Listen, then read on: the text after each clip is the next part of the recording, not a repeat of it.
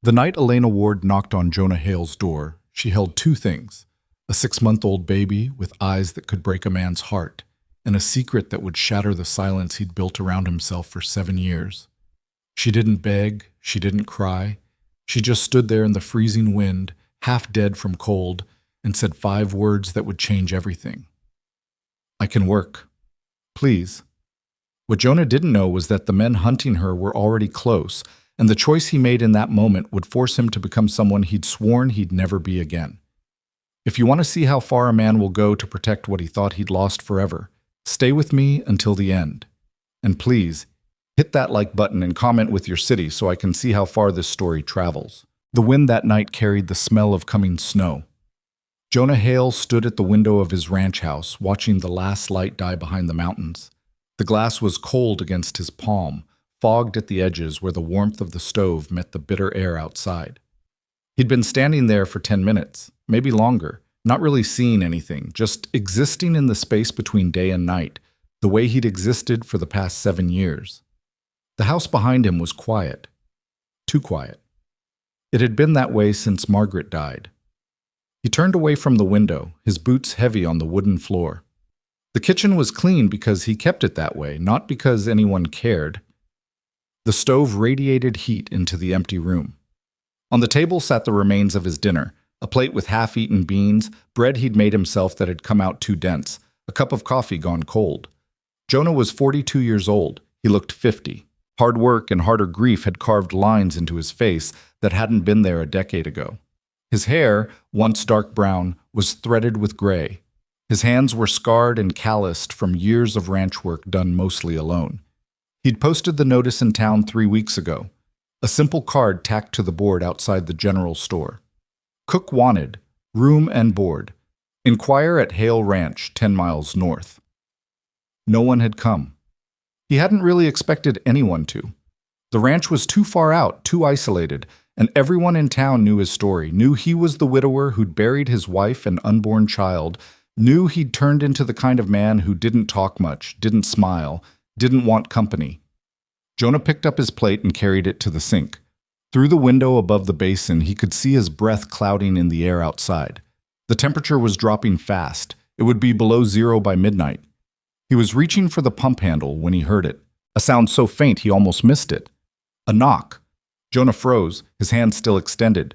For a moment he wondered if he'd imagined it. The wind played tricks out here, made noises that sounded almost human. But then it came again. 3 soft, deliberate knocks on the front door. He moved through the house cautiously, every sense alert. Visitors didn't come to his ranch unannounced. Hell, visitors didn't come at all. He picked up the rifle he kept by the door, checked that it was loaded, then pulled the door open. The woman standing on his porch looked like death itself had given her a temporary reprieve. She was young, mid-20s maybe, with dark hair plastered to her face by melted snow. Her coat was thin, inadequate for the weather, and beneath it she wore a dress that had once been decent but was now torn at the hem and stained with mud and something that might have been blood. But what stopped Jonah's breath in his chest wasn't the woman herself. It was the baby in her arms. The infant was wrapped in blankets, only its face visible. A small, perfect face with eyes that were open and alert despite the cold. Those eyes locked onto Jonah's with an intensity that seemed impossible for something so small, so new to the world. "I saw your notice," the woman said. Her voice was hoarse, barely above a whisper. "In town. 3 weeks ago. I can work. Please." Jonah stared at her. Snow was falling harder now, landing on her shoulders, on the blankets surrounding the baby. She swayed slightly, as if standing upright required all her remaining strength. "It's 20 degrees out here," he said. It wasn't an answer, just a fact. "I know." She didn't elaborate. "Where'd you come from?" "Town. I walked." "That's 10 miles." "Yes." Jonah's mind worked through the implications. 10 miles in this weather, carrying an infant, in that coat. She should be dead. The fact that she was standing at all spoke to either incredible luck or a will to survive that bordered on supernatural. "What's your name?" he asked. "Elena Ward." She paused. "This is Lucas." The baby made a small sound, not quite a cry, more like a question. Elena shifted him in her arms, and Jonah saw her wince. Through the gap in her coat, he caught a glimpse of her wrist. Dark bruises, the color of old storms, circled the pale skin. Something cold that had nothing to do with the weather settled in his gut. "You running from something?" he asked quietly. Elena's eyes met his, gray eyes, he noticed, the color of winter sky. In them he saw fear, yes, but also something harder, something that refused to break. "I'm running toward work," she said. "That's all you need to know." It was a non-answer, and they both knew it. Jonah should have closed the door, should have told her to go back to town, find the sheriff, get proper help. Getting involved in whatever trouble she was carrying would be foolish at best, dangerous at worst. But the baby made that sound again, and Elena's face went soft in a way that made Jonah's chest ache with a pain he'd thought he'd successfully buried. He stepped back, opening the door wider. "Get inside before you freeze to death." Elena didn't thank him. She just moved past him into the house, bringing with her the smell of snow and wood smoke and something else, fear maybe, or desperation. Jonah closed the door behind her and set his rifle back in its place. When he turned around, she was standing in the middle of his kitchen, still holding the baby, looking around the space with the careful attention of someone cataloging exits. "Sit down," Jonah said, gesturing to the chair nearest the stove. She sat, but kept her coat on, kept the baby clutched tight. Jonah went to the stove and poured what was left of his coffee into a clean cup. He added whiskey from the bottle he kept in the cupboard. Not much, just enough to warm her from the inside. He set the cup on the table in front of her. "Drink." Elena shifted the baby to one arm and picked up the cup with a hand that shook. She drank, and some color returned to her face. The baby, Lucas, watched Jonah with those same unnervingly alert eyes. "When'd you last eat?" Jonah asked. "Yesterday morning." "And him?" "I fed him 4 hours ago." Her voice was defensive. "I have milk. He's fine." Jonah moved to the stove and began pulling out food. Bread, butter, the leftover beans, some dried meat. He worked in silence, aware of her watching him with the same wary attention she'd given the room. He set a plate in front of her. "Eat." "I haven't agreed to work yet. I can't take—" "It's food, not a marriage proposal. Eat." She ate. Not delicately, not slowly. She ate like someone who didn't know when the next meal might come. Jonah watched her, this stranger who'd walked 10 miles through the snow with a baby in her arms, and felt something he hadn't felt in years. Curiosity. When she'd finished, she sat back in the chair, some of the terrible tension leaving her shoulders.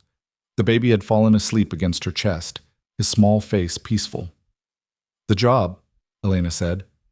"Is it still available?" "Might be." "Tell me what you can do." "I can cook, clean, mend clothes, keep a house. I'm strong, stronger than I look. I won't complain and I won't ask for wages beyond room and board." "Everyone asks for wages." "I'm not everyone." Jonah studied her, the bruises on her wrist, the way she positioned herself with her back to the wall, the careful blankness in her expression that spoke of practice at hiding emotion. "You have experience?" he asked. "I kept house for my—" She stopped, corrected herself. "I kept house for 5 years. I can show you what I can do." "And the baby?" Her arms tightened protectively. "Lucas won't be any trouble. He's quiet. I can work with him on my back if I need to. He won't interfere." "That's not what I'm asking." Elena's jaw set. "Then what are you asking?" Jonah wasn't entirely sure. He was thinking about the logistics, where they'd sleep, how this would work, whether he was making a terrible mistake. But he was also thinking about those bruises, about the way she'd said 5 years like it was a prison sentence, about the fact that she'd walked 10 miles in the freezing cold rather than stay wherever she'd been. "I'm asking if you're bringing trouble to my door," he said finally. The silence that followed was heavy. Outside, the wind picked up, rattling the windows. Elena looked down at her sleeping baby, and when she looked back up, her face was open in a way it hadn't been before, open and honest and afraid. "I don't know," she said. "I hope not, but I don't know." It was the most honest answer she could have given. Jonah respected that, even as it complicated everything. "Where's the baby's father?" he asked. "Dead." The word came out flat, final. "As far as I know." "As far as you know?" I was told he was dead. I have reason to believe it might not be true. And if it's not true? Elena's hand moved to the baby's back, a protective gesture that was pure instinct. Then I need to be somewhere he can't find me. Jonah understood then, in the way that certain truths become clear all at once. The bruises, the fear, the willingness to walk 10 miles through snow rather than stay in town where records could be checked, questions could be asked. She wasn't just running from something. She was running from someone. I can't harbor a fugitive, Jonah said carefully. I'm not wanted for any crime. But he might be looking for you. Yes. And if he finds you here? Elena's eyes hardened. That's my problem, not yours. I'll handle it. I just need somewhere to be until... She stopped, seemed to reconsider. I just need somewhere to be. Jonah walked to the window and looked out at the darkness. Snow was falling in thick curtains now, erasing the world beyond his porch. By morning, the roads would be impassable. Even if he wanted to send her away, he couldn't. Not tonight. And the truth was, he wasn't sure he wanted to. The house had been so quiet for so long, so empty. Margaret had been dead for 7 years, and in that time Jonah had built walls around himself so high and thick that nothing could get through. He'd told himself it was better this way, safer. If you didn't let anyone in, they couldn't leave, they couldn't die. They couldn't break your heart into pieces so small you'd never find them all. But standing in his kitchen with this frightened woman and her baby, Jonah felt those walls crack just slightly, felt something warm seep through. It terrified him. I can give you 1 week, he said, turning back to face her. Trial period. You cook, clean, prove you can do what you say. I'll provide room and board. After a week, we talk about making it permanent. Relief flooded Elena's face, but she kept her voice steady. Thank you. Don't thank me yet. I get up before dawn. I expect 3 meals a day, laundry done weekly, and the house kept clean. I'm not cruel, but I'm not easy either. This ranch runs on hard work. I'm not afraid of hard work. We'll see. Jonah gestured toward the hallway. There's a bedroom at the end of the hall. It's small, but it's warm. Stove heats most of the house. Washroom is the second door on the left. You'll find linens in the cupboard. Elena stood, shifting the baby carefully. And tomorrow? Tomorrow you start earning your keep, he paused. But tonight, you sleep. You look half dead. I feel half dead. It was the first hint of humor he'd heard from her, dry and dark as it was. Jonah almost smiled. Almost. Elena moved toward the hallway, then stopped. Mr. Hale. Just Hale. Or Jonah. Jonah. She turned to look at him, her gray eyes serious. I meant what I said. Lucas and I won't be any trouble. Whatever comes, I'll handle it. I won't let it touch you. Jonah wanted to believe her, but he'd lived long enough to know that trouble didn't care about promises. Trouble came whether you invited it or not, whether you were ready or not. Just get some sleep, Elena. She nodded and disappeared down the hallway. Jonah heard the bedroom door close, heard the soft murmur of her voice talking to the baby. Then silence. He stood alone in his kitchen, listening to the wind howl outside and wondered what the hell he'd just done. The first light of dawn came gray and cold. Jonah woke at 5, as he always did, and lay for a moment in the darkness of his bedroom, listening. The house made its familiar sounds, the creak of wood contracting in the cold, the tick of the cooling stove, the whisper of wind under the eaves. But there was something else, something new, a soft cooing sound from down the hall. The baby. Jonah rose and dressed in the dark, pulling on work pants and a heavy shirt, thick socks, and his boots. He'd slept poorly, his mind churning through all the ways this could go wrong. A woman and baby in his house. Possible trouble following them. The complications of having people dependent on him again when he'd sworn he'd never let himself care about anyone. He moved quietly down the hallway, intending to go straight to the kitchen, but he paused outside Elena's closed door. He could hear her moving around inside, could hear her murmuring to Lucas in a voice too soft to make out words. In the kitchen, he built up the fire in the stove and put coffee on to brew. While it heated, he went outside to check on the animals. 3 horses in the barn, a dozen chickens in their coop, 2 cows in the small shelter he'd built them. Everything was fine, buttoned down against the cold. When he came back inside, stomping snow from his boots, Elena was in the kitchen. She changed into a different dress, still worn, but clean, and had tied her dark hair back from her face. The baby was secured against her chest with a long piece of cloth wrapped and knotted in a way that left her hands free. Lucas gazed out at the world with those watchful eyes, apparently content. Elena was standing at the stove, staring at the coffee pot like she was trying to decode a foreign language. "Morning," Jonah said. She jumped, one hand flying to her chest. "I didn't hear you come in." "Sorry, didn't mean to startle you." "It's fine." She took a breath, seemed to steady herself. "I thought I'd start breakfast, but I wasn't sure. I didn't want to presume." "Elena!" Jonah crossed to the cupboard and pulled down 2 cups. "You're the cook now. You don't need permission to use the kitchen." "Right, of course." She looked around, taking in the space with new eyes. The shelves of dry goods, the cold box where he kept things fresh, the pots and pans hanging from hooks. "What do you normally eat?" "Whatever's easy. Eggs if the hens are laying, oatmeal, bread." "I can do better than that." "I'm not looking for fancy." "I didn't say fancy, I said better." There was a hint of steel in her voice that Jonah found himself liking. He poured coffee for both of them and sat at the table, watching as she moved around the kitchen. She was methodical, opening cupboards and drawers, checking supplies, getting a sense of what she had to work with. The baby moved with her, apparently accustomed to being carried this way. "How old is he?" Jonah asked. 6 months? Almost 7. He's quiet. He's learned to be.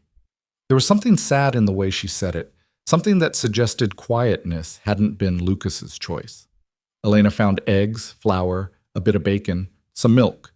She worked with confident, economical movements, someone who'd done this thousands of times.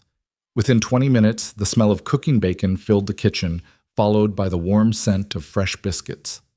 Jonah sipped his coffee and watched. It had been 7 years since he'd seen anyone cook in this kitchen besides himself. 7 years since the space had felt like anything other than a necessary room in an empty house. Margaret had loved to cook. She'd sing while she worked, off-key but joyful, and the kitchen had always been full of light and warmth and the smell of good things baking. After she and the baby both died, Jonah couldn't stand to be in here. For months, he'd barely eaten, living on hardtack and jerky like he was out on the range instead of in his own home. Eventually, necessity had forced him back in. He'd learned to cook the basics, enough to keep himself alive, but he'd never learned to make the kitchen feel like anything other than a functional space. Elena worked in silence, but it wasn't an uncomfortable silence. It was the quiet of concentration, of someone engaged in work they knew how to do well. She scrambled eggs with butter and herbs she found in his cupboard, rosemary that he'd forgotten was there. She fried the bacon until it was crispy. The biscuits came out golden and perfect. She set a plate in front of him that looked better than anything he'd eaten in years.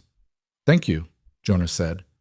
Elena nodded and made herself a smaller plate, then sat across from him. She ate one-handed, the other hand supporting the baby. Lucas had fallen asleep, his small face peaceful against her chest. They ate in silence for a few minutes. The food was excellent. The eggs fluffy and flavorful, the bacon perfectly cooked, the biscuits tender and buttery. "This is good," Jonah said finally. "Thank you." Elena glanced at him, then away. "I'll make a list of things we're running low on. If you're planning a trip to town, I go once a month. Went 2 weeks ago." "Oh." She looked disappointed. "Well, I can make do with what's here." "You need something specific?" "No, it's fine." But Jonah had heard the hesitation. "What is it?" Elena bit her lip. "Lucas will need, that is, babies need certain things. Clean cloths, mostly. Mine are wearing thin, and he's growing fast. He'll need different clothes soon." She said it quickly, defensively. "But it can wait. We'll be fine." Jonah thought about the 10 miles she'd walked in the snow, about the worn dress and the thin coat, about the way she'd said, "I don't ask for wages," like wages were a luxury she couldn't afford to demand. "I'll make a list too," he said. "We'll combine them. I can go to town tomorrow if the roads are clear." "You don't have to." "I know I don't have to. I'm offering." Elena looked at him for a long moment, something uncertain in her expression, like she was trying to figure out what the catch was, what he wanted in return. "Thank you," she said finally. After breakfast, Jonah showed her the rest of the house. It wasn't large. Kitchen, sitting room, 3 bedrooms, a washroom he'd had built a few years back with actual plumbing, a luxury out here. The house was sturdy, well built, but it bore the marks of 7 years of a single man's habitation. Dust in corners, curtains that needed washing, an overall air of functionality without warmth. "You can change things if you want," Jonah said. "Move furniture, wash curtains, whatever makes sense. Just don't throw anything away without asking." Elena walked through the rooms with that same careful attention she'd given the kitchen. In the sitting room, she paused in front of the mantel. There was a single photograph there in a silver frame, a wedding photo. Jonah and Margaret, both young, both smiling, the whole future spread out before them like a promise. Elena didn't touch it, didn't ask questions. She just looked at it for a moment, then moved on. They ended up back in the kitchen. Lucas was awake now, making small noises that suggested he'd be hungry soon. "I should feed him," Elena said. "Use the bedroom. Take your time." She disappeared down the hall, and Jonah was left alone with his thoughts and the lingering smell of breakfast. He washed the dishes, then went outside to start on the day's work. The ranch demanded constant attention, even in winter. Fences to check, animals to feed and water, firewood to split and stack, equipment to maintain. It was endless, the kind of work that could fill every hour of every day if you let it. Jonah had been letting it. For 7 years, work had been his salvation and his prison. It kept him busy, kept him from thinking too much, kept him from dwelling on everything he'd lost. But it also kept him isolated, kept him from having to feel anything beyond simple physical exhaustion. He was splitting wood when Elena emerged from the house an hour later. She'd bundled Lucas against the cold and stood on the porch, watching Jonah work. "Is there anything I can do to help?" she called. Jonah sank the axe into the chopping block and walked over to the porch. "You're the cook, not the ranch hand." "I can do more than cook." "I'm sure you can, but today just get settled. Learn where things are. Make dinner. That's enough." Elena looked like she wanted to argue, but didn't. "What time do you want dinner? 6, maybe 7? Depends on how the work goes." "I'll make it for 6 and keep it warm." Jonah nodded and went back to the wood. He worked for another hour, aware of Elena watching from the window occasionally. Around noon, she brought him lunch, thick sandwiches and hot coffee. He ate on the porch, the cold air clearing his head. The afternoon passed in hard, simple labor. By the time dusk started to fall, Jonah was pleasantly exhausted, his muscles aching in that good way that came from useful work. He put away his tools and headed back to the house. Light glowed in the kitchen windows, warm and inviting. Smoke curled from the chimney. For just a moment, coming up the path, Jonah could almost pretend that time had folded back on itself, that Margaret was inside waiting for him, that the past 7 years had been nothing but a bad dream. Then he stepped inside and saw Elena at the stove, saw Lucas in a basket on the floor, and remembered.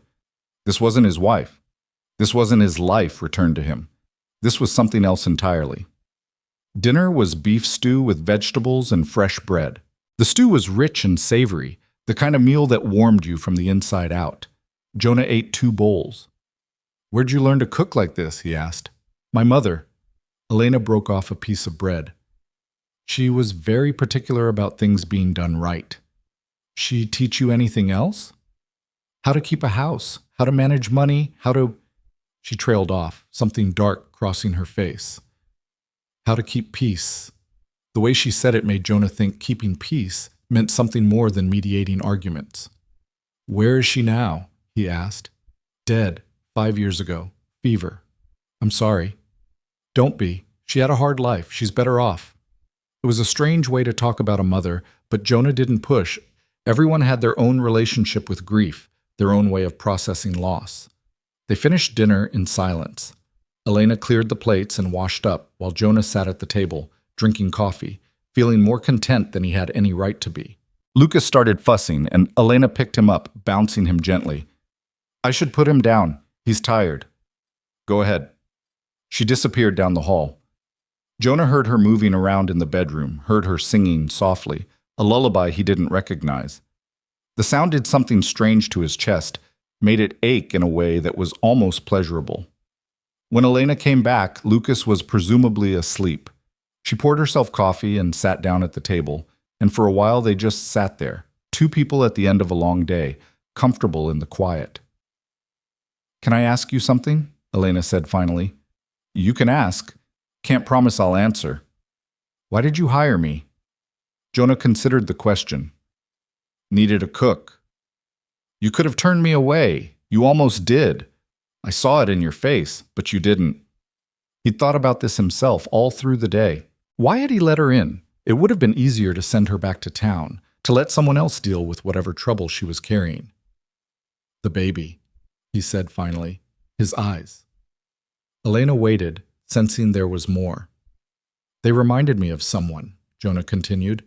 He didn't elaborate, didn't explain that they reminded him of the child he'd never gotten to meet, the son or daughter who'd died with Margaret. Figured maybe that was a sign. A sign of what? That I shouldn't be alone anymore. The words surprised him as much as they seemed to surprise her. Jonah hadn't realized that was what he'd been thinking until he said it out loud. Elena looked down at her coffee cup. "I'll try to make sure you don't regret it. Just cook and keep the house. That's all I'm asking." But they both knew it wasn't, really. By letting her stay, Jonah had opened a door he'd kept locked for 7 years, and neither of them knew yet what would come through it. 3 days passed. They fell into a rhythm surprisingly quickly. Jonah rose before dawn and went out to work.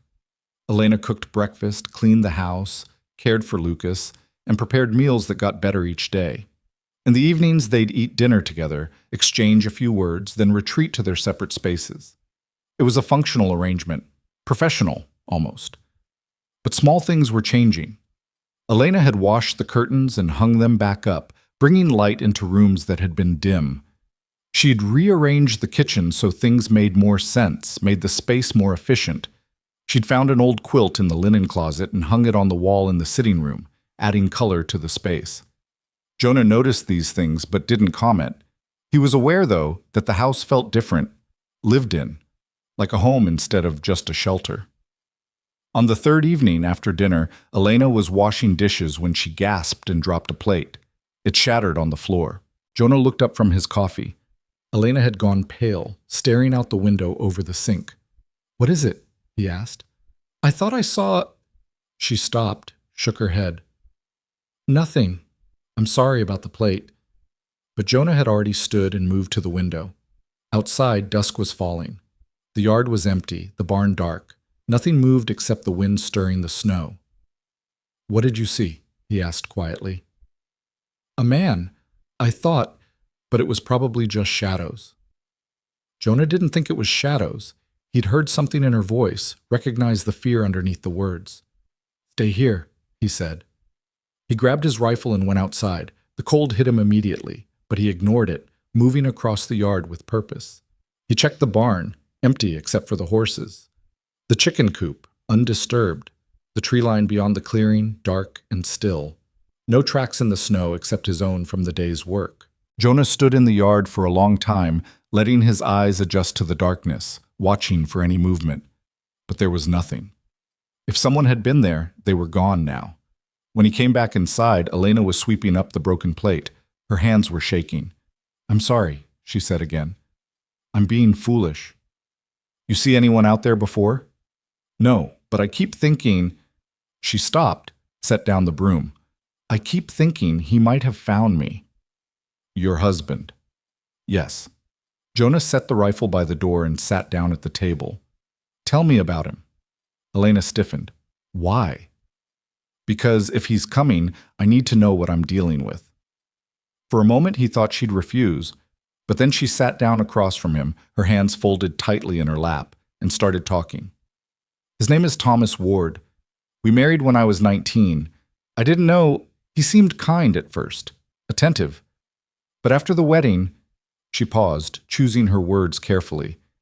"He had rules about how I should dress, how I should speak, where I could go. If I broke the rules, there were consequences." The bruises, Jonah thought. The flinching at sudden sounds. "When I got pregnant," Elena continued, I thought maybe it would change things, but it got worse. He didn't want the baby, said it would take my attention away from him. When Lucas was born, Thomas barely looked at him. But you said he was dead. 6 months ago, there was a fire. The house we lived in burned down. They told me Thomas was inside. They said they found... Her voice broke. They found a body, burned beyond recognition, but his size, his clothes, everyone assumed it was him. But you don't think so. I want to think so. But Thomas was smart, and he was cruel. If he wanted to disappear, to make everyone think he was dead... She looked up at Jonah, her eyes haunted. I keep waiting for him to appear, to take Lucas, to take me back. You think he'd come all the way out here? If he knew I was here, yes. Thomas doesn't let go of things that are his. And he always said I belonged to him. Jonah absorbed this, feeling anger build in his chest. He'd known men like Thomas Ward, men who confused love with ownership, who used their strength to control instead of protect. If he comes, Jonah said slowly, he'll have to go through me. Elena's eyes widened. I can't ask you to... You're not asking, I'm telling you. You're under my roof now. That means something. But you barely know me. I know enough. They sat in silence for a moment. Outside, the wind picked up, rattling the windows. Finally, Elena spoke. Why are you doing this? Really? Jonah thought about his answer. He could tell her it was the right thing to do, or that he needed a cook, or any number of practical reasons. But sitting here with her, in this kitchen that felt alive again for the first time in years, he found himself wanting to be honest. 7 years ago, he said, my wife Margaret died. She was pregnant, due any day. Something went wrong. By the time I got her to the doctor, it was too late. Lost them both in the same hour. Elena's face softened with understanding. I'm so sorry. I shut down after that. Shut everyone out. Told myself it was better to be alone, to not care, to not risk feeling that kind of pain again. Jonah looked at her steadily. But I was wrong. Being alone doesn't protect you from pain. It just means you face it by yourself. And Lucas and I, we're not replacements for what you lost. No, you're something different, something new. He paused. Maybe something I need, even if I didn't know it. Elena wiped at her eyes quickly. Thank you for telling me. Thank you for trusting me enough to stay. They sat together in the warm kitchen while darkness settled over the ranch outside. And for the first time in 7 years, Jonah Hale didn't feel quite so alone. That night, Jonah couldn't sleep. He lay in his bed, listening to the sounds of the house settling, thinking about Thomas Ward, thinking about a man cruel enough to beat his wife, indifferent enough to ignore his own child, smart enough to fake his own death. If Ward was alive, if he was looking for Elena, he'd eventually find her. A small town like theirs kept few secrets. Someone would have noticed a young widow with a baby. Someone would talk. Jonah rose and dressed, then walked quietly through the dark house. He paused outside Elena's door. No sound from within. She and Lucas were presumably asleep. In the sitting room, he stood in front of the mantel and looked at the photograph of Margaret. She'd been so young in that picture, so full of life and hope. If she could see him now, what would she think? Would she approve of him taking in this stranger and her baby? Or would she think he was trying to replace her? But even as he thought it, Jonah knew that wasn't true. Elena wasn't a replacement. She was just a person who needed help. And maybe, just maybe, she was the thing that could help him find his way back to being human again. He thought about what Elena had said, about Thomas Ward not letting go of things that were his. Jonah understood that kind of possessiveness, but from the opposite direction. He'd let Margaret go because he'd had no choice.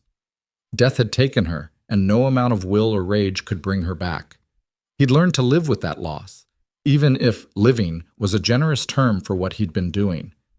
But the thought of someone hunting Elena, of someone wanting to drag her back to a life of fear and pain, that ignited something in him, something protective and fierce. He went to the drawer where he kept his gun oil and cleaning supplies. Methodically, he cleaned both his rifles and his pistol, checking mechanisms, counting ammunition. He wasn't a violent man by nature, but he'd fought in the war, knew how to defend himself and his property. If Thomas Ward came to his ranch, Jonah would be ready. As the first gray light of dawn crept through the windows, Jonah finally went back to bed. He slept for 2 hours, dreamless and deep. When he woke, he could smell coffee brewing and bacon frying. Some things, he thought, were worth protecting. He got up and started another day. Part 2. Louis. Viet 6000, 6500, Tulienket Lienmuk, Vikek Fun Truk Chunko, the rhythm they'd established, lasted exactly 9 days. On the morning of the 10th day, Jonah was in the barn checking on a mare who'd been favoring her left foreleg when he heard the sound of hooves on frozen ground. 3 riders, moving at a steady pace up the road toward his ranch. He set down the hoof pick and moved to the barn door, watching as the men approached. They weren't riding hard, weren't acting threatening, but something about the way they moved, loose in the saddle, eyes scanning everything, set off alarms in Jonah's head. These weren't neighbors coming to visit. These were men looking for something, or someone. Jonah walked out to meet them, keeping his hands visible but positioning himself between the riders and the house. Through the kitchen window, he could see Elena's silhouette pause, watching.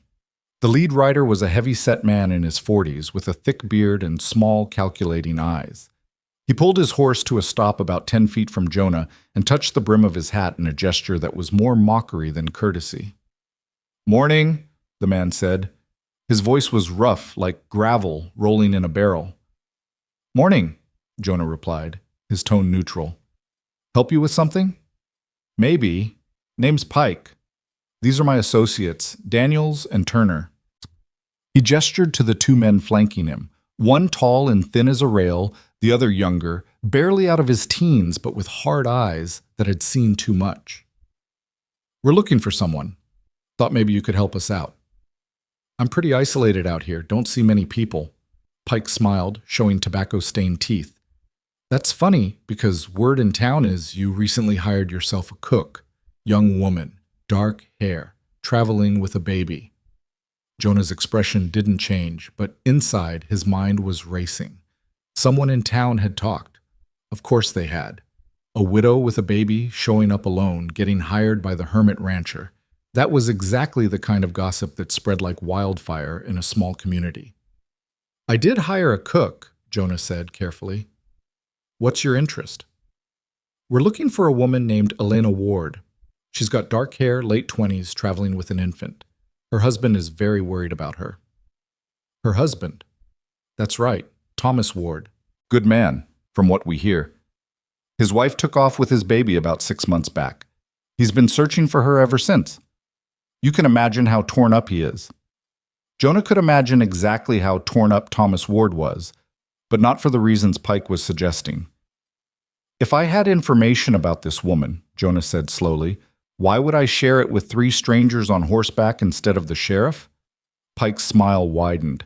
"Because we're working with the husband directly. More efficient that way. And Mr. Ward is prepared to offer a reward for information leading to the return of his wife and child." "How much?" $200. It was a substantial sum, enough to tempt most people. Pike was watching Jonah carefully, gauging his reaction. "That's generous," Jonah said. "Mr. Ward is a generous man. He just wants his family back." Behind Pike, the younger man, Turner, shifted in his saddle, his eyes drifting toward the house. Jonah noticed the gun on his hip, worn low and easy. These men weren't just hired help, they were hired guns. "I appreciate you riding all the way out here," Jonah said, keeping his voice level, "but I can't help you." Pike's expression hardened slightly. "You saying you don't have a cook?" "I'm saying even if I did, I wouldn't discuss my employees with strangers. Now, I've got work to do. I'll wish you gentlemen a good day."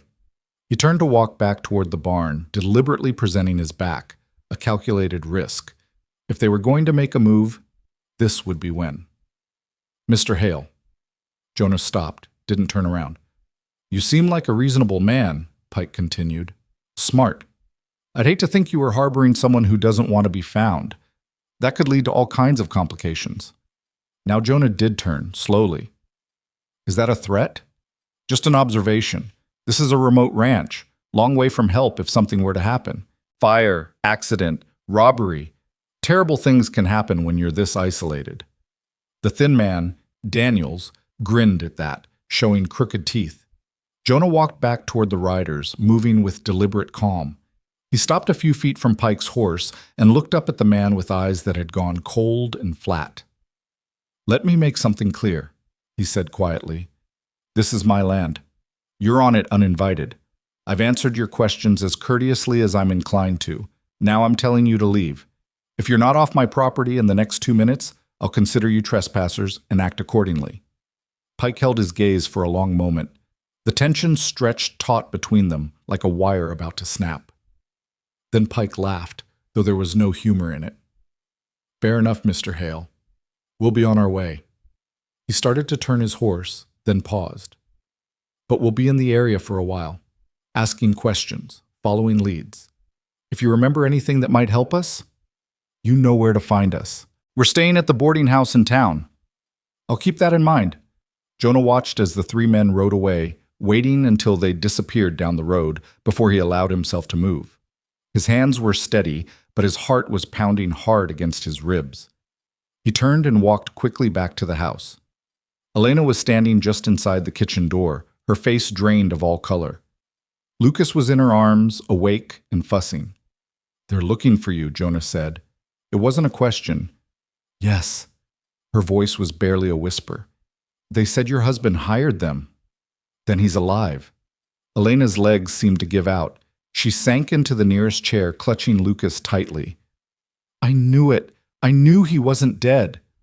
Jonah pulled out a chair and sat across from her. "Tell me everything, right now. No more half-truths." Elena's hands shook as she tried to calm Lucas, who was crying now, picking up on her fear. She took a breath, then started talking. "The fire was deliberate. Thomas said it. I know because he told me he was going to do it. Said he was tired of the life we had. Tired of being poor, tired of being nobody. He had debts, bad debts to dangerous people. The fire was his way out. He wanted people to think he was dead." "Yes. He told me to take Lucas and leave, to go to his brother's place in Wyoming.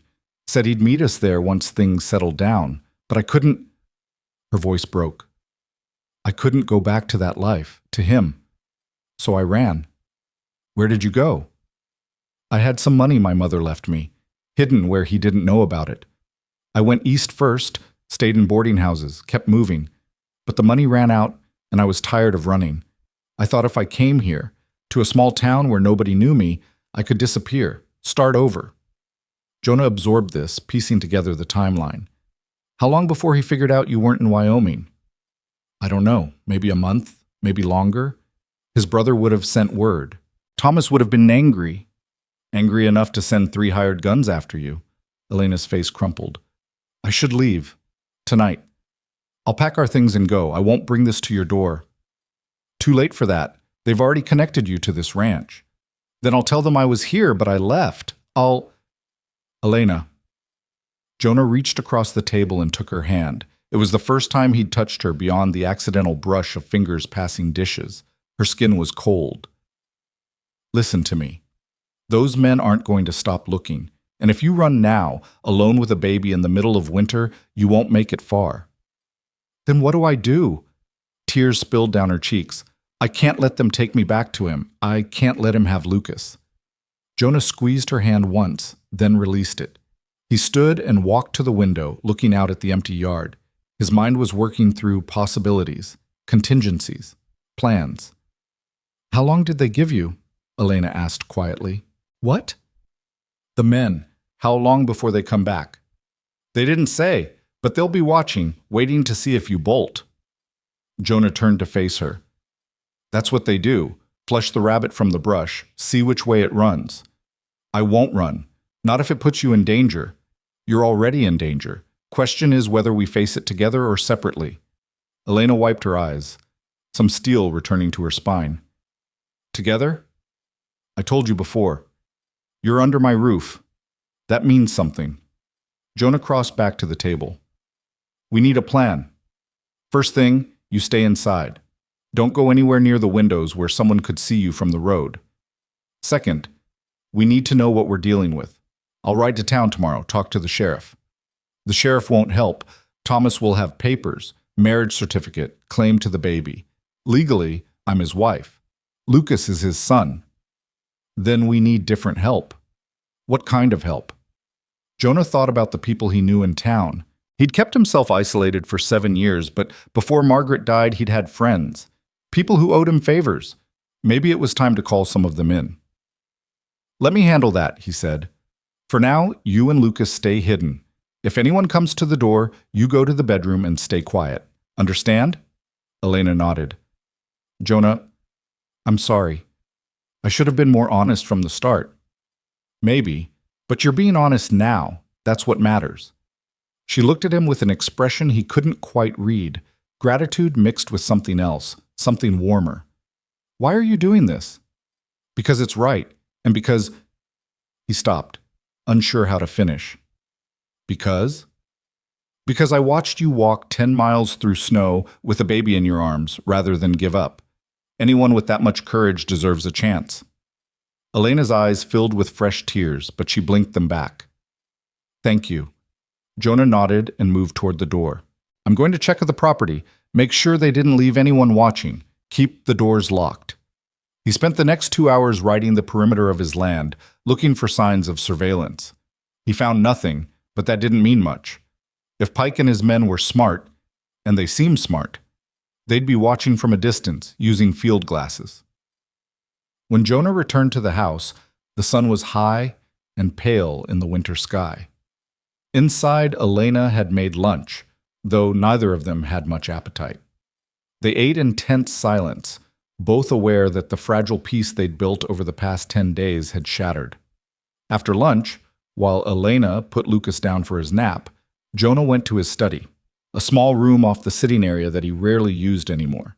He pulled out paper and a pen and began making a list. Names, resources, people who might help. At the top of the list he wrote, James Corrigan. Corrigan had been a friend before Margaret died. A lawyer, one of the few honest ones Jonah had met. He'd helped Jonah with the purchase of additional land, had drawn up his will, had been one of the pallbearers at Margaret's funeral. They drifted apart after that, Jonah's doing, not Corrigan's, but the man had always said if Jonah ever needed anything, he only had to ask. Well, now Jonah needed something. He was still writing when Elena appeared in the doorway. He's asleep, she said quietly. Jonah set down his pen. Come in, sit. She entered the small room, looking around with curiosity. It was the one space in the house she hadn't cleaned or reorganized, Jonah's private domain. Books lined one wall, mostly agricultural texts and livestock guides. His desk was cluttered with papers, receipts, records of cattle sales and equipment purchases. Elena sat in the chair across from the desk. What are you doing?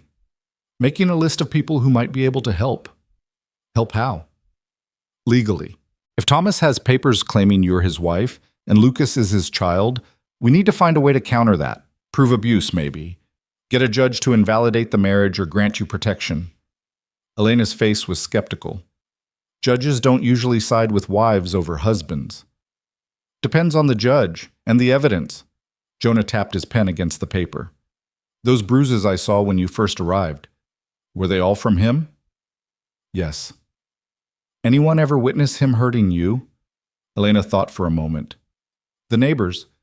They must have heard us fighting, and there was a doctor once. I fell down the stairs. At least, that's what Thomas told him, but the doctor seemed suspicious. Do you remember the doctor's name? Morrison. Dr. Charles Morrison. He practiced in Clearwater where we lived. Jonah wrote that down. Anyone else? Thomas's mother. She lived with us for a year. She knew what he was like. She tried to intervene once and he... Elena stopped, her face going pale. He hit her. His own mother. She left the next day and never came back. Would she testify to that? I don't know. She was afraid of him. But maybe if she knew it could help me keep Lucas safe, maybe she would. Jonah added the mother's name to his list. It wasn't much, but it was a start. The problem was that gathering this evidence, building a legal case, could take weeks or months, and they had days at best. There's another option, Elena said quietly. What's that? I could give myself up. Tell them I'll go back to Thomas willingly if he promises to leave you alone. No. Jonah, I said no. He looked at her steadily. That's not an option. Ever. But if it comes down to your safety, then I'll deal with it. But I won't let you sacrifice yourself." Jonah's voice softened. "Elena, I know you're scared. I know this seems impossible. But running back to an abuser isn't the answer. It never is." She looked down at her hands, folded tightly in her lap. "I'm so tired of being afraid."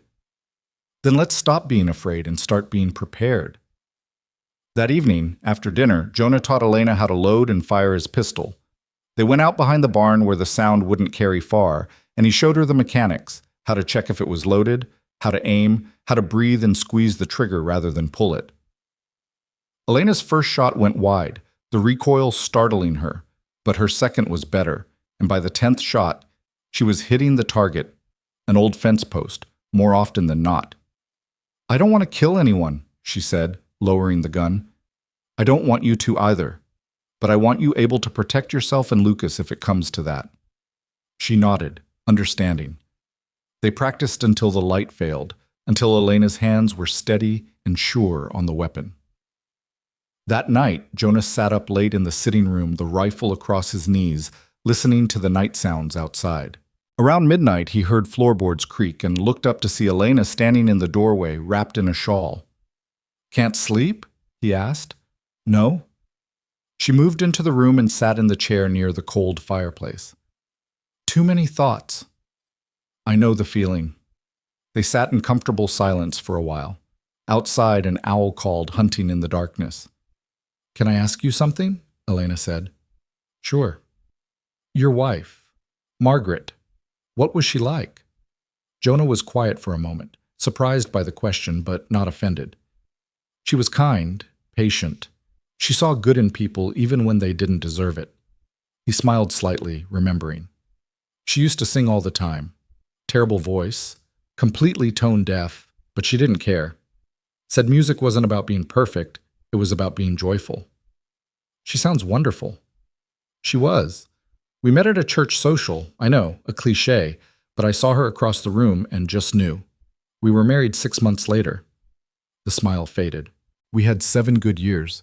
Then complications with the pregnancy, and—" He stopped, the familiar ache settling in his chest. "I'm sorry," Elena said softly. "I shouldn't have asked." "No, it's okay. I don't talk about her much. Maybe I should more." Jonah looked at Elena in the dim lamplight. "What about you? Was there ever a time when when it was good?" Elena considered this.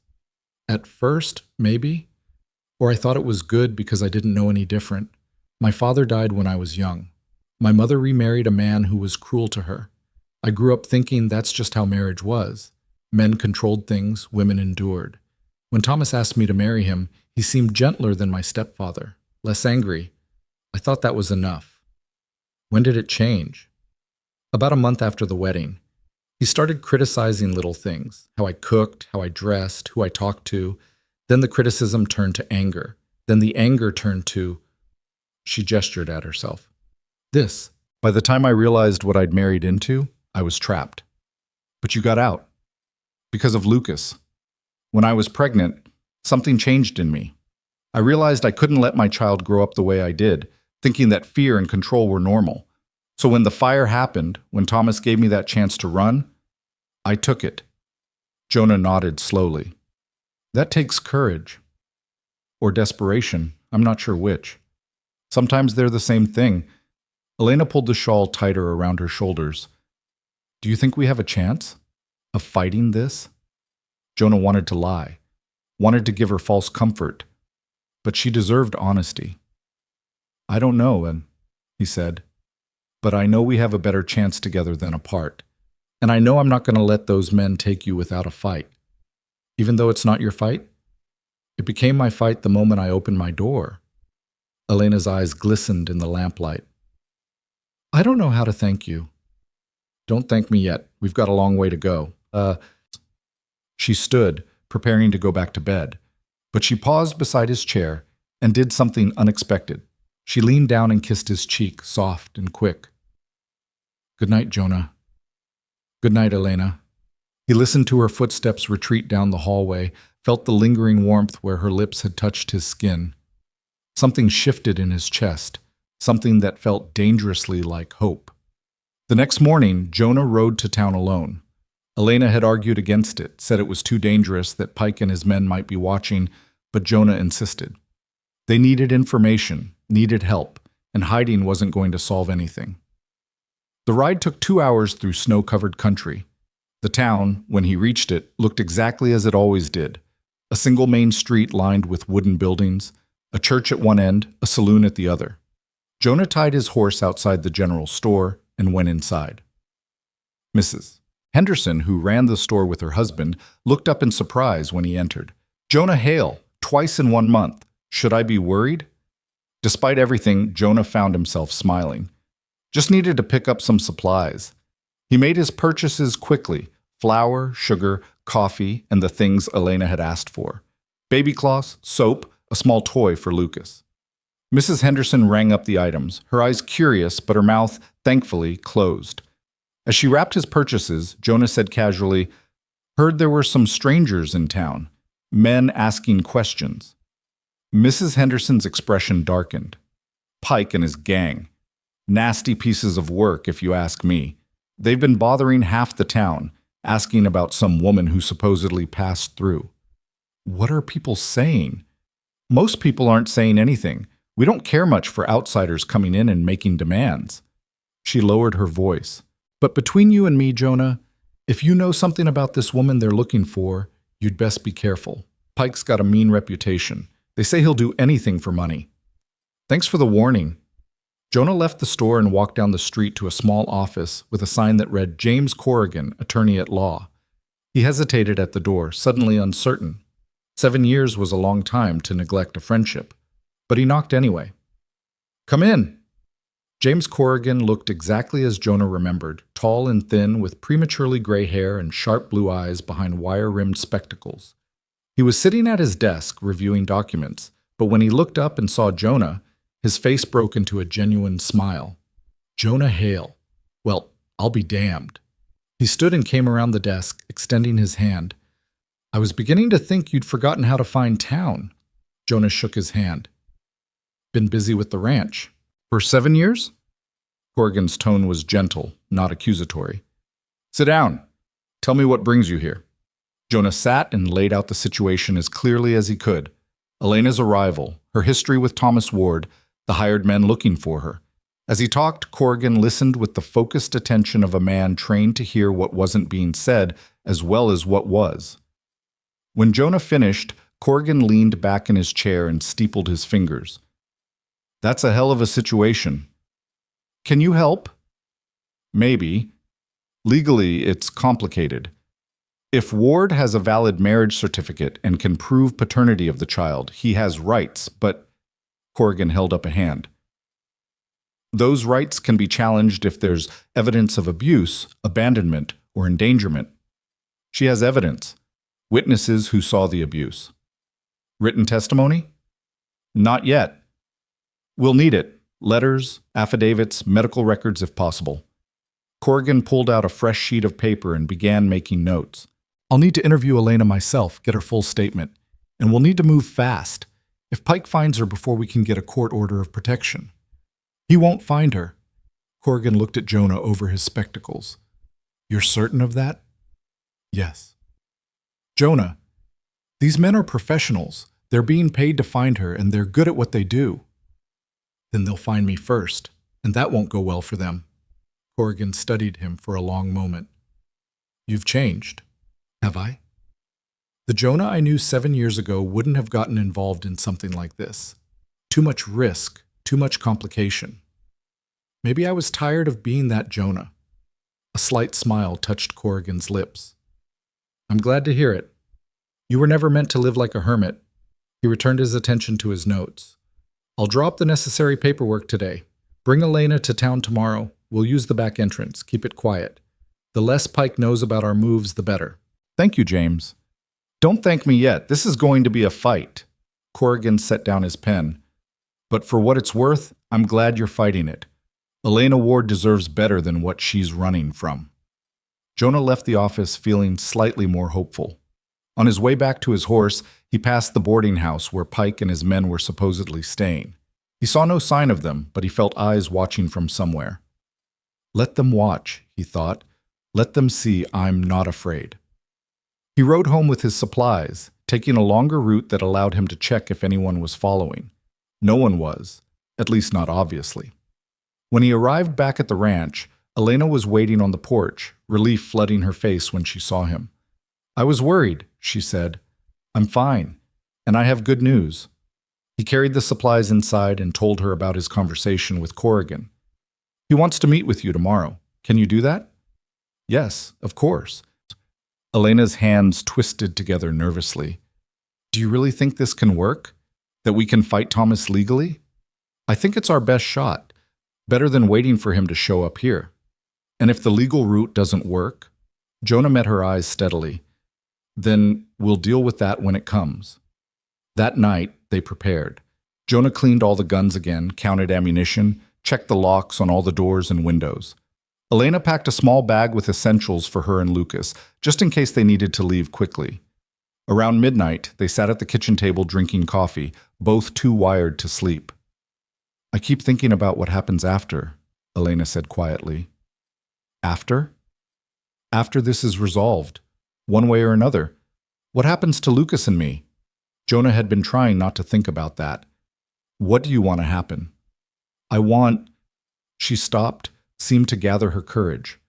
I want to stay, here, with you, if you'll have us. The words hung in the air between them, weighted with meaning. Jonah felt his heart start to pound. Elena, I know it's complicated. I know we barely know each other, but these past days, being here, feeling safe for the first time in years, her voice broke slightly. I don't want to lose that. I don't want to lose you. Jonah reached across the table and took her hand. Her skin was warm now, no longer ice cold like that first night.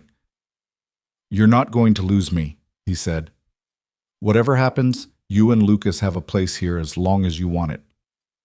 I want it. I want... She stopped herself, shook her head. I'm sorry. This isn't the time for this conversation. When would be the time? Elena looked at him, something soft and vulnerable in her gray eyes. When we're not fighting for our lives, maybe? Jonah smiled despite everything. Fair enough. But he didn't let go of her hand, and she didn't pull away. They sat there in this quiet kitchen, fingers intertwined, drawing strength from each other. And for just a moment, the danger outside seemed far away. The moment shattered when they heard horses. They both froze, listening. Multiple riders, moving fast, coming up the road toward the ranch. Jonah was on his feet instantly, grabbing his rifle. Get Lucas and go to the bedroom, he said. Lock the door. Don't come out until I tell you. Elena's face had gone pale, but she didn't argue. She disappeared down the hallway at a run. Jonah heard the bedroom door close, heard the lock slide home. He moved to the window and looked out. 4 riders this time, not 3.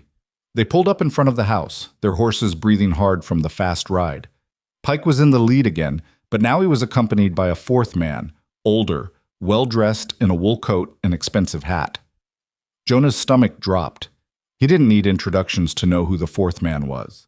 The way he sat his horse, the proprietary air, the cold calculation in his eyes, even from this distance. Thomas Ward had come for his wife. Jonah checked his rifle one more time, then opened the door and stepped out onto the porch. The cold air hit him like a slap, but he barely felt it. All his attention was focused on the men in front of him. Thomas Ward dismounted and walked forward, stopping at the bottom of the porch steps. He was younger than Jonah had expected, mid-30s maybe, with dark hair and handsome features that would have seemed trustworthy if not for the cruelty in his eyes. Mr. Hale, Ward said, his voice smooth and cultured. Thank you for seeing me. I don't recall inviting you. Ward smiled, but it didn't reach his eyes. My apologies for the late hour, but I understand my wife is here and I've come to bring her home. Your wife? Yes, Elena Ward, and our son Lucas. Ward's expression turned concerned, the perfect picture of a worried husband. She's not well, Mr. Hale. Hasn't been since the baby was born. The doctor says it's a kind of melancholia that affects some women after childbirth. It makes them confused, irrational. She ran away thinking she was in danger, but it's all in her mind. It was a good story, believable, even sympathetic. Jonah could see how it would play to a jury, to a judge. That's interesting, Jonah said, because the woman I've been talking to seems perfectly rational to me. Ward's smile tightened. With respect, you're not a doctor. You don't know what signs to look for. I know what bruises look like. The smile disappeared entirely. I don't know what she's told you, but she didn't have to tell me anything. I have eyes. Jonah leveled the rifle, not quite pointing it at Ward, but making his intentions clear. Now I'm going to say this once. You and your men are going to get on your horses and leave my property. If you come back, I'll consider it trespassing and act accordingly. Ward's face hardened. She's my wife. I have every legal right. Legal rights can be disputed in court. On my land, with a gun in my hands, my rights are pretty clear. Behind Ward, Pike shifted in his saddle, his hand moving toward his weapon. Jonah swung the rifle toward him. I wouldn't, Jonah said quietly. Pike froze. For a long moment, nobody moved. The tension was thick enough to choke on. Finally, Ward held up a hand. Gentlemen, let's all stay calm. Mr. Hale, I understand you're trying to protect someone you think needs protecting. I respect that. But you're being lied to. Elena is mentally unwell. She needs help, medical help, not to be hidden away in a remote ranch. Then take it to the sheriff. Get a court order. Follow the law. I plan to, but I wanted to give you a chance to do the right thing before it comes to that. Ward's voice turned cold. Because once I involve the law, once I press charges for kidnapping and harboring a fugitive, this becomes much more complicated for you. Kidnapping? She came here of her own free will, according to you, but can you prove it? Do you have witnesses, or is it just your word against mine, and I'm her legal husband with a legitimate claim? Jonah felt the trap closing around him. Ward was smarter than he'd anticipated, more calculating. This wasn't going to be resolved with guns. It was going to be resolved in courtrooms with lawyers and judges and laws that favored men like Ward. But that was a fight for tomorrow. Tonight, all Jonah had to do was keep them off his property. We're done talking, he said. Get off my land. Now! Ward stared at him for a long moment, then turned and walked back to his horse. He mounted with easy grace, then looked back at Jonah.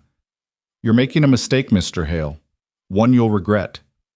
I've made plenty of mistakes in my life. This isn't one of them. Ward's jaw tightened. Then he turned his horse and rode away, Pike and the others following. Jonah stood on the porch, rifle ready, watching until they disappeared into the darkness. Only then did he allow himself to breathe. He went back inside and locked the door, then walked to Elena's bedroom. They're gone, he called through the door. The lock clicked and the door opened. Elena stood there holding Lucas, her face streaked with tears. He was here, she whispered. Thomas was here. Yes. What did he say? Jonah told her, watching her face crumple as he explained Ward's story about post-birth melancholia. People will believe him, she said. He's always so convincing. Not everyone. Corrigan won't. The sheriff might not. We'll fight this, Elena. But what if sus? No what ifs. Not tonight. Jonah reached out and squeezed her shoulder. Tonight we rest. Tomorrow we fight. One step at a time. Elena nodded, but Jonah could see the fear in her eyes. And he understood it because he felt it too. Thomas Ward wasn't going to give up. He was going to come back with lawyers or lawmen or worse. And when he did, Jonah would have to make a choice, follow the law and risk losing Elena, or break it and risk everything. But as he looked at her standing there with her baby, brave and terrified and trusting him to keep her safe, Jonah realized the choice had already been made. He would protect them, whatever it took. The letter arrived 3 days later, delivered by a deputy Jonah had known since the man was a boy. Young Tommy Mitchell stood on the porch looking uncomfortable, his badge catching the pale morning light. Sorry about this, Mr. Hale, Tommy said, extending an official-looking envelope. Sheriff said I had to serve it personally. Jonah took the letter, his stomach sinking. What is it? Court summons. That fellow Ward filed a complaint. Says you're harboring his wife and child against their will. Tommy shifted his weight, not meeting Jonah's eyes. There's going to be a hearing day after tomorrow. Judge Matthews is presiding. Matthews, Jonah knew the name. An older judge, traditional, not known for his sympathy toward women who left their husbands. Yes, sir, you'll need to appear, and so will Mrs. Ward. Tommy finally looked up. Mr. Hale, is it true? Is she here? Jonah could have lied. Should have, maybe. But Tommy had always been honest, and he deserved honesty in return. She's here. Came looking for work. I hired her. And the baby? Hers. 6 months old. Tommy nodded slowly. Pike's been saying she's crazy, that she ran off with the baby and doesn't know what she's doing. Pike's a liar working for a man who beats his wife. The deputy's eyes widened slightly. You got proof of that? Working on it. Jonah folded the letter and tucked it into his pocket. Tell the sheriff we'll be there. Both of us. After Tommy left, Jonah found Elena in the kitchen, kneading bread dough with fierce concentration. Lucas was asleep in his basket nearby, oblivious to the storm gathering around them. That was the deputy, Jonah said. Elena's hand stilled in the dough. They're coming for us. Not yet, but there's a hearing, day after tomorrow. Judge wants to hear Ward's complaint. She pulled her hands from the dough and wiped them on her apron, leaving white streaks. What kind of hearing? Custody, I imagine. Ward's claiming I'm keeping you here against your will. That's a lie. I know. You'll need to tell that to the judge. Jonah pulled out a chair and sat down heavily. James Corrigan will represent you. He's good, Elena. One of the best. But will it be enough? She sank into the chair across from him, her face pale. Thomas is convincing. He'll have documents, witnesses. He'll paint me as an unstable woman who kidnapped her own child. Then we'll paint him as what he really is, a man who terrorized his wife. Elena's laugh was bitter. You think a judge will care about that? Women get beaten by their husbands every day, Jonah. It's practically expected. As long as they don't die, nobody intervenes. She was right, and they both knew it. The law was designed to protect men's rights over their families, not to protect families from men. We have to try, Jonah said. What's the alternative? You run again? Maybe. Maybe I take Lucas and disappear for good this time. Where would you go? I don't know. West, maybe. California. Somewhere far enough that Thomas can't find us. Jonah felt something twist in his chest at the thought of her leaving. In less than 2 weeks, Elena and Lucas had become woven into the fabric of his daily life. The house felt alive again, full of purpose and warmth. The thought of going back to the cold silence of before was unbearable. I don't want you to go, he said quietly. Elena's eyes met his, something vulnerable and raw in their gray depths. I don't want to go either, but I won't let you lose everything because of me. What if I think you're worth losing everything for? The words hung between them, heavy with meaning. Elena's breath caught. Jonah, I mean it. These past 2 weeks, having you here, having life in this house again. He stopped, struggling to find the right words. I was dead inside, Elena, just going through the motions. But you and Lucas, you reminded me what it feels like to care about something, someone. I'm not going to give that up without a fight. Tears spilled down Elena's cheeks. I care about you too. More than I should, probably. More than is smart. Since when has caring about someone been about being smart? She laughed through her tears, and Jonah found himself smiling despite everything. He reached across the table and took her hand, and this time when their fingers intertwined, it felt like a promise. We'll go to the hearing, he said. We'll tell the truth, and whatever happens, we'll face it together. Elena squeezed his hand. Together. The next day, Corrigan rode out to the ranch to prepare Elena for the hearing. He set up in Jonah's study, papers spread across the desk, and spent 3 hours taking her statement. Jonah waited in the kitchen, listening to the murmur of voices through the door, occasionally hearing Elena's voice crack with emotion. When they finally emerged, Elena looked exhausted but composed. Corrigan looked grimly determined. We have a case, the lawyer said, settling into a kitchen chair and accepting the coffee Jonah offered. Not a strong one, but a case nonetheless. Elena's testimony about the abuse is compelling. If we can get her in front of the judge, if she can speak clearly and calmly, we might have a chance. What about witnesses? Jonah asked. I've sent telegrams to Dr. Morrison in Clearwater and to Thomas Ward's mother. Morrison has agreed to provide a written statement about his suspicions regarding Elena's injuries. The mother hasn't responded yet. She won't, Elena said softly. She's too afraid of Thomas. Maybe, but I had to try. Corrigan pulled out another document. The problem we're facing is that Ward has legal standing. He's her husband. Lucas is his son. In the eyes of the law, they're his property. People aren't property, Jonah said sharply. In theory, no. In practice? Corrigan shrugged. The law sees it differently. Our best argument is that Ward abandoned Elena when he faked his death. That constitutes desertion, which could be grounds for dissolving the marriage. Elena leaned forward. But he'll say he was trying to escape his debts, that he planned to reunite with us. Yes, he will. It comes down to credibility. Who does the judge believe? Corrigan looked between them. I won't lie to you. Judge Matthews is old-fashioned. He believes in the sanctity of marriage, in keeping families together. He's not going to be sympathetic to a wife who ran away, no matter the reason. Then we're fighting a losing battle, Elena said. Not necessarily. If we can prove Ward is dangerous, that returning Elena and Lucas to him would put them in harm's way, Matthews might rule differently. It's a long shot, but it's possible. After Corrigan left, Jonah and Elena sat together in the gathering darkness. Lucas was fussing and Elena picked him up, rocking him gently. I keep thinking about what happens if we lose, she said. We won't. But if we do? If the judge orders me to go back to Thomas? She looked down at Lucas, her face full of fierce love. I won't do it. I'll run. I'll take Lucas and disappear, and you'll never see us again. The thought hit Jonah like a physical blow. Don't say that. I have to say it. You need to understand. I will not let that man raise my son.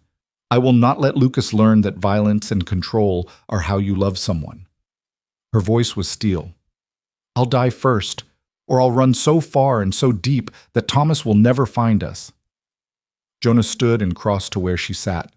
He knelt beside her chair, looking up at her face. If you run, he said slowly, I'm coming with you. Elena's eyes widened. What? You heard me. If it comes to that, if the only choice is running, then we run together, you, me, and Lucas. Jonah, you can't. This ranch, your life, doesn't mean anything without you in it. The words came out raw, honest. I buried my heart with Margaret 7 years ago. I thought that was it, that I'd never feel anything again. But then you showed up half frozen on my porch, and something in me woke up. I'm not going back to sleep. I'm not going back to being alone. You'd give up everything? I'd give up everything for a chance at something real. Elena set Lucas down gently in his basket, then cupped Jonah's face in her hands. You're a good man, Jonah Hale. I'm a man who knows what matters. She leaned down and kissed him. It was soft and sweet and tasted like hope and desperation mixed together. When they pulled apart, both of them were trembling. Whatever happens tomorrow, Elena whispered, thank you for seeing me, for believing me, for making me feel like I'm worth saving. You are worth saving. You and Lucas both.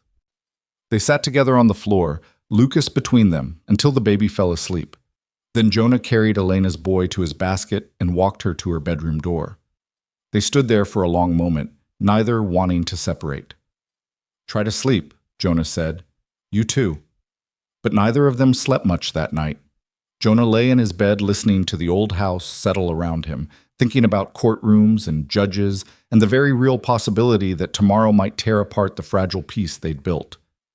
Dawn came cold and gray.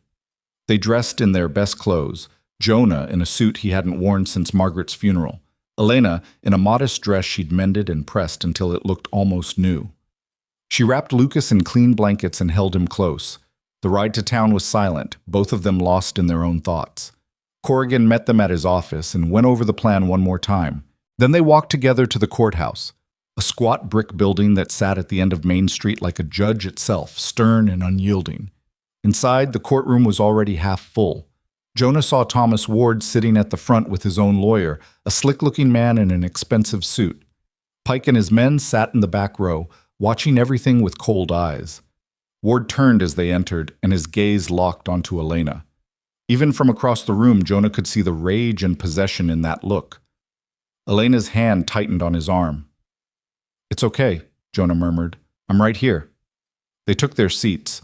Corrigan arranged his papers. Lucas, blessedly, stayed quiet in Elena's arms, his watchful eyes taking in the strange new place. Judge Matthews entered, and everyone rose. He was an older man with white hair and a face carved from granite, wearing black robes that made him look like a crow. He settled into his chair and surveyed the courtroom with sharp eyes.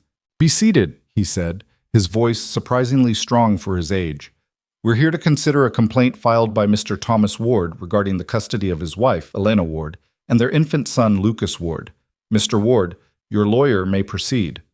Ward's lawyer stood, all polish and confidence. "Thank you, Your Honor.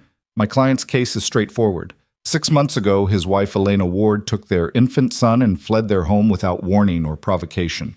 My client has been searching for them ever since, concerned for their welfare." "And what does Mr. Ward claim is the reason for her flight?" the judge asked. "Postpartum melancholia, Your Honor, a medical condition that affects some women after childbirth, causing confusion, paranoia, and irrational behavior. We have a doctor's statement attesting that Mrs. Ward showed signs of this condition." Corrigan was on his feet. "Objection, Your Honor. We've seen no such statement."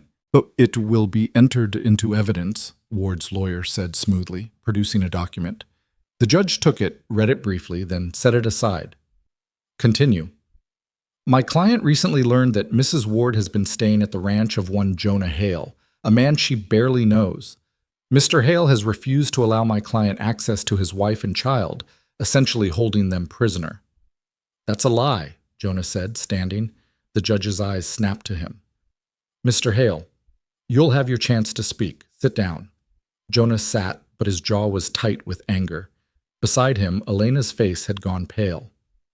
Ward's lawyer continued, painting a picture of a confused woman led astray by a lonely rancher with questionable motives. He made Elena sound weak and mentally unstable, made Jonah sound predatory and controlling.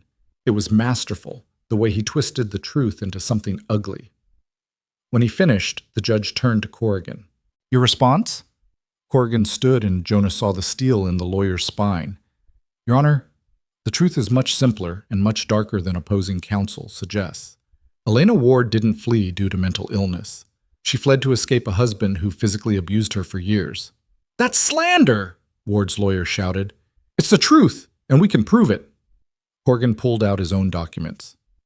"We have a statement from Dr. Charles Morrison of Clearwater, who treated Mrs. Ward on multiple occasions for injuries consistent with physical abuse. We have Mrs. Ward's own testimony about years of violence and intimidation." The judge took the documents and read them slowly. His expression didn't change. "Mrs. Ward," he said finally, looking at Elena. "Stand up." Elena stood, Lucas still in her arms. The baby had started to fuss, sensing her tension. "Is it true that you left your husband 6 months ago?" "Yes, Your Honor." Elena's voice was steady despite her pale face. "And is it true that you're currently residing at Mr. Hale's ranch?" "Yes." "Are you being held there against your will?" "No, Your Honor. I came to Mr. Hale's ranch seeking work. He hired me as his cook. I've stayed of my own free will." "And the allegations of abuse against your husband, are those true?" Elena's eyes found Thomas across the courtroom. He stared back at her with an expression that promised retribution. But Elena lifted her chin and spoke clearly. "Yes, Your Honor. My husband beat me regularly throughout our marriage.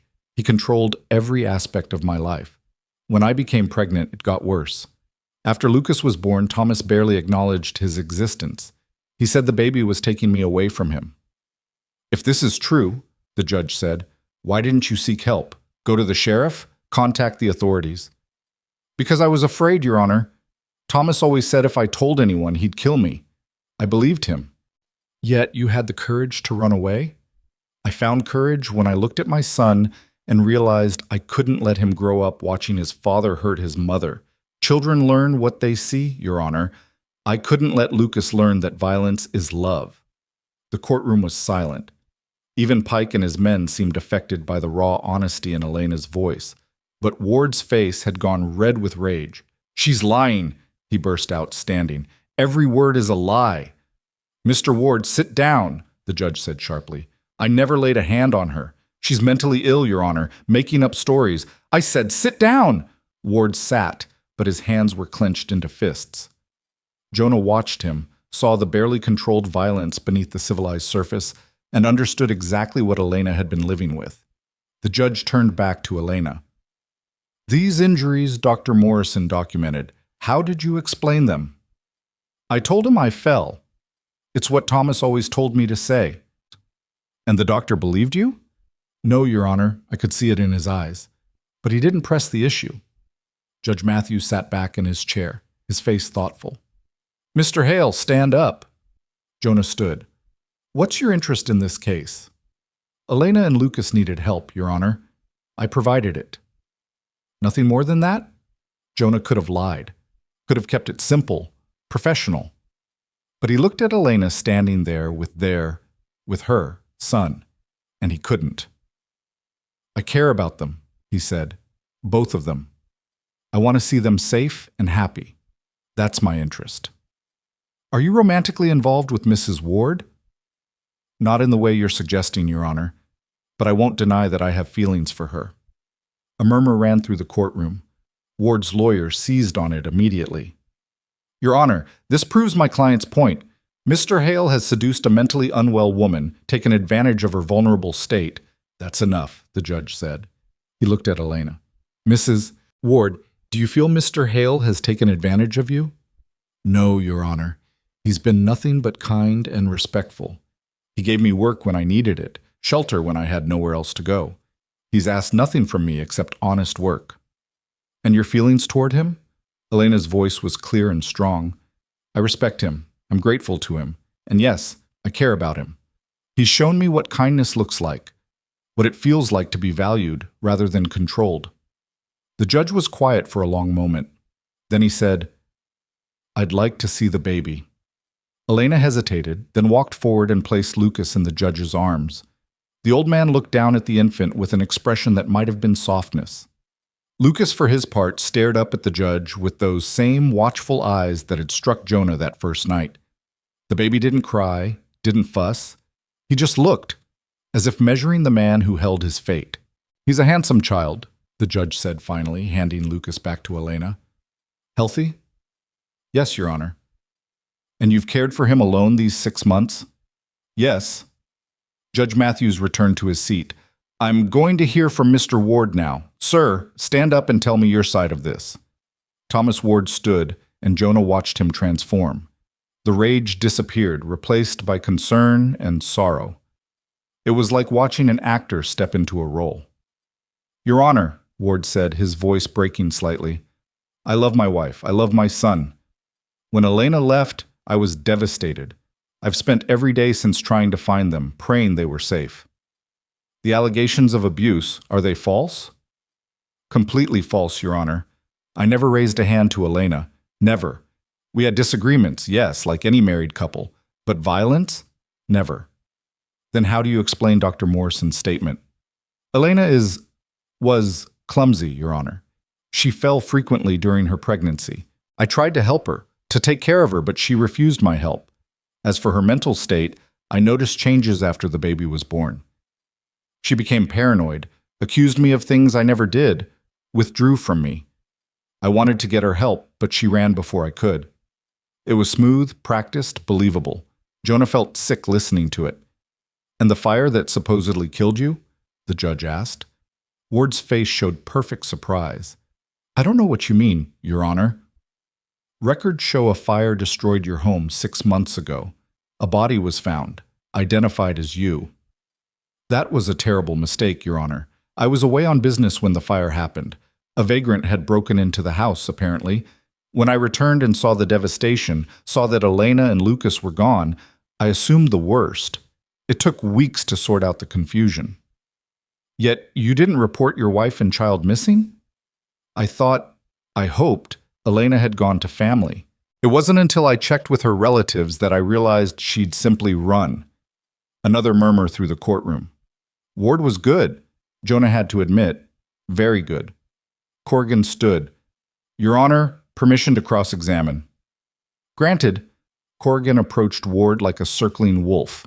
Mr. Ward, you claim you never struck your wife, yet we have medical records documenting injuries consistent with repeated physical trauma. As I explained, she was clumsy. Clumsy enough to fracture her wrist, to bruise her ribs, to receive a concussion. She had difficult pregnancies. Her pregnancy ended 7 months ago, yet Dr. Morrison's most recent documentation of injuries was from 3 weeks before she left you. Was she still pregnant then? Ward's smooth facade cracked slightly. I don't recall the exact timeline. Convenient. Corrigan pulled out another document. Your Honor, I'd like to enter into evidence a statement from Clara Ward, the defendant's mother, who lived with the couple for 1 year. Ward's face went white. My mother is elderly, confused.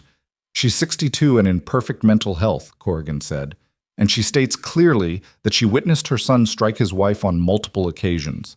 She left the household after he struck her as well for trying to intervene. That's a lie. Is it? Then why haven't we seen your mother here today supporting you? The courtroom erupted in whispers. The judge banged his gavel. Order! I'll have order! When the room quieted, he looked at Ward. Mr. Ward, is your mother's statement accurate? Ward's composure was completely gone now, replaced by barely contained rage. My mother and I had a disagreement. She's bitter, trying to hurt me. By telling the truth? Corrigan pressed. Your Honor, we also have testimony from 3 neighbors who heard arguments, crashes, and a woman screaming from the Ward household on multiple occasions. They're lying, all of them, Ward's voice rose. This is a conspiracy, Your Honor. My wife has turned everyone against me. And there it was. The real Thomas Ward, the one Elena had been living with. The mask had slipped, revealing the rage underneath. Judge Matthews watched Ward carefully. Mr. Ward, sit down and control yourself. Ward sat, but his hands were shaking with fury. He stared at Elena with such hatred that Jonah instinctively moved closer to her. The judge reviewed his notes in silence. The entire courtroom held its breath. Finally, Matthews looked up. This is a difficult case, he said. On one hand, we have a legal marriage and a father's right to his child. On the other hand, we have concerning evidence of potential abuse and a mother's right to protect her son. Elena's hand found Jonah's, squeezing tight. However, the judge continued, I cannot ignore the weight of evidence presented by Mrs. Ward's counsel. Dr. Morrison's statement is particularly damning. Combined with the testimony from Mrs. Clara Ward and the neighbors, I find it more likely than not that Mr. Thomas Ward did indeed abuse his wife. Your Honor, Ward's lawyer started, I'm not finished. Given these findings, I'm issuing a temporary order of protection. Mrs. Elena Ward and her son Lucas are to remain in Mr. Hale's custody pending a full custody hearing, which I'm scheduling for 3 months from now. During this time, Mr. Ward is prohibited from approaching, contacting, or attempting to communicate with his wife or child. Relief flooded through Jonah, so intense it was almost painful. Beside him, Elena made a small sound, half sob, half laugh. This is outrageous, Ward shouted, on his feet again. She's my wife. That's my son. Mr. Ward, if you continue to disrupt these proceedings, I'll hold you in contempt. You can't do this. I have rights. And so does she. So does that child. The judge's voice was steel. Your behavior in this courtroom today has only reinforced my decision. A man who truly cares for his wife and child would show restraint, respect. You've shown nothing but rage and entitlement. Ward's face was purple with fury. This isn't over. I'll appeal. You'll do nothing that violates my order, or you'll find yourself in jail. Is that clear? Ward didn't answer, just stared at the judge with barely suppressed violence. Court is adjourned. We'll reconvene in 3 months. Matthews banged his gavel. As people started to file out, Jonah turned to Elena. She was crying, clutching Lucas to her chest. We won, she whispered. We actually won. For now, Corrigan cautioned, joining them. 3 months isn't permanent, but it's time. Time to build a stronger case. Time to gather more evidence. It's enough, Elena said. It's more than I hoped for. They started toward the exit, but Ward stepped into their path. Pike and his men moved up behind him, forming a wall of menace. This isn't over, Ward said, his voice low and dangerous. He looked at Elena with pure hatred. You're still my wife. That's still my son. And one way or another, I'm taking back what's mine. Jonah stepped between them. You heard the judge. Stay away from them. Or what? You'll protect them? Ward laughed, a harsh sound. You're nothing, a washed-up rancher playing hero. When I come back, and I will come back, you won't be able to stop me. Try it, Jonah said quietly. Please, try it. For a moment they stood there, two men on the edge of violence. Then Corrigan stepped between them. Gentlemen, this is still a courthouse. I suggest we all leave peacefully. Ward stared at Jonah for another long moment, then turned and stalked away, his men following. But at the door, he looked back one more time, and the promise in his eyes was clear. This was far from over. Outside, the winter air felt clean and cold after the stuffiness of the courtroom. Elena was still crying, but now there was relief mixed with the fear. Thank you, she said to Corrigan. Thank you so much. Don't thank me yet. We still have a fight ahead of us. The lawyer looked at Jonah. Keep her safe. Ward's not going to accept this decision quietly. I know. They said their goodbyes and climbed into Jonah's wagon for the ride home. As they left town, Jonah noticed Pike watching from the saloon window, his eyes tracking their departure. The ride back to the ranch was quiet. Lucas had fallen asleep, exhausted from the day. Elena held him close, her eyes distant. What are you thinking? Jonah asked. That we have 3 months. 3 months to figure out how to make this permanent. She looked at him. 3 months before Thomas comes back. Then we use those 3 months well. We gather evidence, we build our case, we prepare. And if it's not enough? Jonah thought about his earlier promise, about running if they had to. But he didn't want to run. This was his land, his home, and now it was their home too. Then we make it enough, he said. Whatever it takes. Elena reached over and took his hand. They rode the rest of the way home like that, fingers intertwined, facing an uncertain future together. When they arrived at the ranch, the sun was setting, painting the snow in shades of orange and gold. The house looked solid and welcoming, smoke curling from the chimney where Jonah had banked the fire that morning. Inside, Elena put Lucas down for the night, then came back to the kitchen where Jonah was making coffee. I keep waiting for the relief to hit, she said, but all I feel is dread, like this is just the calm before the storm. Maybe it is, Jonah said, but we'll weather the storm. We've come this far. Elena moved closer to him, and Jonah set down his coffee cup. She looked up at him with those gray eyes, now filled with something warm and grateful and deeper than simple appreciation. When I walked up to your door that first night, she said softly, I thought I was just looking for shelter, a job, a place to hide. I never expected to find... She stopped, struggling with the words.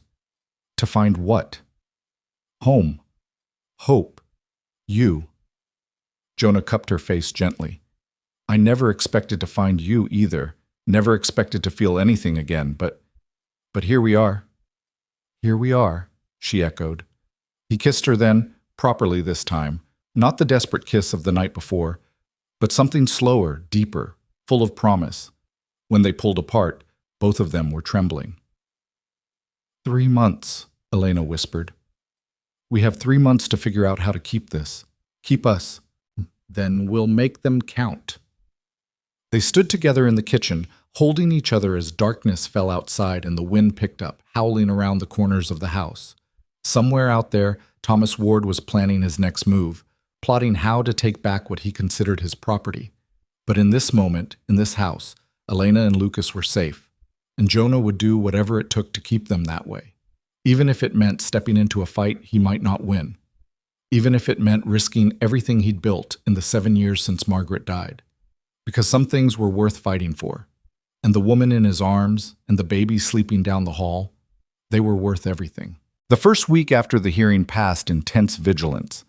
Jonah half expected Ward to violate the protection order, to come storming back to the ranch with Pike and his guns blazing. But the days came and went with no sign of trouble beyond the occasional feeling of being watched when Jonah rode the fence lines. Elena moved through the house like someone waiting for a blow that might never come. She cooked and cleaned with the same efficiency as before, But Jonah noticed how she'd pause at windows, how her hand would drift to the pistol he'd insisted she keep in her apron pocket, how she'd count the hours until he came back from working the land. On the 8th day, Jonah found her standing on the porch at dawn, wrapped in a shawl, staring at the road that led to town. "Couldn't sleep?" he asked, joining her with 2 cups of coffee. "I keep thinking he's out there somewhere, planning, waiting." She accepted the coffee gratefully. "The judge's order won't stop Thomas. It'll just make him more careful." "Let him be careful. We'll be ready." Jonah sipped his coffee, watching the sun break over the mountains. "Corrigan sent word yesterday. He's tracked down 2 more witnesses from Clearwater, women who saw Ward hit you in public." Elena's eyes widened. "Mrs. Chen and Martha Collins. I didn't think they'd remember." "They remembered, and they're willing to testify." He paused. "Your mother-in-law also agreed to give a full deposition. Clara Ward is coming to town next month." "She is?" Elena's voice caught. "Clara was always kind to me. When Thomas hit her, I begged her to stay, to help me find a way out. But she said she'd already lost one son to his father's temper, and she couldn't watch history repeat itself." "One son?" "Thomas had a younger brother, Daniel. He died when Thomas was 15, killed by their father in a drunken rage. Clara never forgave herself for not leaving sooner." Elena's hands tightened around her cup. "Thomas swore he'd never be like his father." "But he was." "He is." Jonah absorbed this, another piece of the puzzle falling into place. Violence passed down like inheritance, each generation learning from the last until someone had the courage to break the chain. "Well, Clara's breaking it now," he said. "Her testimony will carry weight with the judge. If we make it to the next hearing, we will." Elena turned to look at him, and in the early morning light, her face was shadowed with doubt. "You can't know that, Jonah. Thomas is resourceful. He's already faked his own death once. Who knows what he's capable of?" "Then we'll be more resourceful, more prepared." He set down his coffee and took her hands. "Elena, I need you to trust me. Trust that we're doing everything we can." "I do trust you. That's what scares me." Her voice dropped to a whisper. "I've let myself believe in this. In us. In the possibility of a future where Lucas grows up safe and I'm free. And if Thomas takes it all away, he won't. But if he does, I won't survive it. Not again. I barely survived leaving him the first time." Jonah pulled her close, feeling her tremble against him. "You're stronger than you think. Strong enough to walk 10 miles in a snowstorm with a baby. Strong enough to stand in a courtroom and tell the truth. Strong enough to keep fighting." She rested her head against his chest. "I'm strong because you're here. Because I'm not alone anymore. You'll never be alone again. I promise you that." They stood together as the sun rose higher, warming the frozen world around them. Behind them, through the window, Jonah could hear Lucas starting to wake, making his soft morning sounds. The sounds of life continuing, of hope persisting despite the darkness that threatened. The second week brought an unexpected visitor. Jonah was in the barn repairing a stall door when he heard a horse approach. He reached for the rifle he now kept close, then relaxed when he recognized the rider. James Corrigan dismounted, his expression grim. "What's wrong?" Jonah asked, meeting him in the yard. "Ward's filed a counter-complaint. Claims you assaulted him outside the courthouse, that you're holding Elena prisoner and forcing her to lie about the abuse." "That's insane." "I know, but he's got Pike and his men willing to swear they witnessed the assault, and he's requesting the judge reconsider the protection order based on your violent behavior." Corrigan handed Jonah a sheaf of papers. "There's a hearing next week. You'll need to testify." Jonah scanned the documents, anger building with each word. "He's trying to wear us down. Keep dragging us into court until we make a mistake." "Exactly. It's a common tactic. Exhaust your opponent's resources, their will to fight." Corrigan glanced toward the house. "How's Elena holding up?" "She's scared. Trying not to show it, but I can tell." "She should be scared. Ward's not playing games anymore." The lawyer's voice dropped. "Jonah, I need to ask you something, and I need an honest answer. Are you prepared for this to get uglier?" "How much uglier can it get?" "Ward's lawyer is hinting at bringing adultery charges against Elena. Claims she abandoned her marriage to pursue a relationship with you.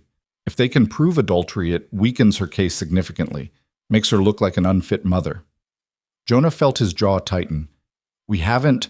There's nothing between us that would constitute adultery. Yet. But you admitted in court to having feelings for her. Ward's team will twist that, make it seem sordid. Corrigan met his eyes. They'll drag both your reputations through the mud if they think it'll help their case. Let them try. That's not all. Ward's been asking questions about Margaret, about how she died, about your state of mind after. I think he's building a narrative that you're mentally unstable, that you latched onto Elena as a replacement for your dead wife. The words hit Jonah like a physical blow. Margaret has nothing to do with this. Legally, no. But in terms of character assassination, Corrigan's expression was sympathetic. I'm sorry, Jonah. I know this is painful, but you need to be prepared for them to use everything they can find against you. After Corrigan left, Jonah stood in the yard for a long time, trying to master the rage and grief churning in his gut. The thought of Ward's lawyers picking through his life, dissecting his marriage to Margaret, using his grief as a weapon, it made him want to ride to town and settle this the old-fashioned way. But that's exactly what Ward wanted. A misstep. An act of violence that would prove their claims about his instability. He took a deep breath and went inside. Elena was at the kitchen table feeding Lucas mashed vegetables. The baby's face was covered in orange goo, and he was making happy gurgling sounds. The domestic scene was so normal, so peaceful, that it made Jonah's heart ache. That was Corrigan, he said, pulling out a chair. Elena looked up, reading his face. What happened? He told her about the counter-complaint, about the hearing, about the threat of adultery charges. With each word, he watched the color drain from her face. They're going to make me look like a whore, she said quietly.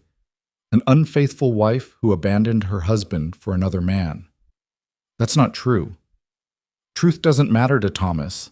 Only winning. She wiped Lucas's face with a cloth, her movements mechanical. Maybe I should go back. Tell the judge I was confused, that I want to reconcile. No. Jonah's voice was sharp. Don't even think that. But if it's the only way to end this, it's not ending this, Elena. It's surrendering. And surrender means going back to being beaten, controlled, living in fear. Is that what you want for Lucas? To watch his father abuse his mother? Tears spilled down her cheeks. No, of course not. But I can't keep dragging you into this. They're attacking you now, using Margaret's memory against you. Let them. I can take it.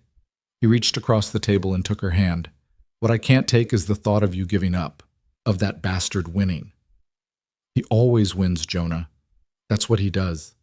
He breaks people down until they have nothing left to fight with. Then he's never fought someone like me.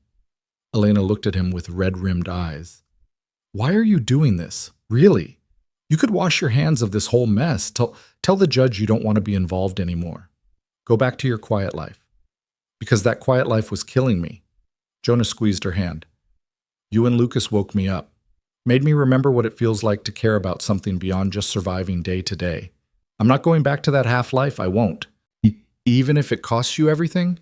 You keep asking me that, and my answer's always the same. You're worth it, both of you.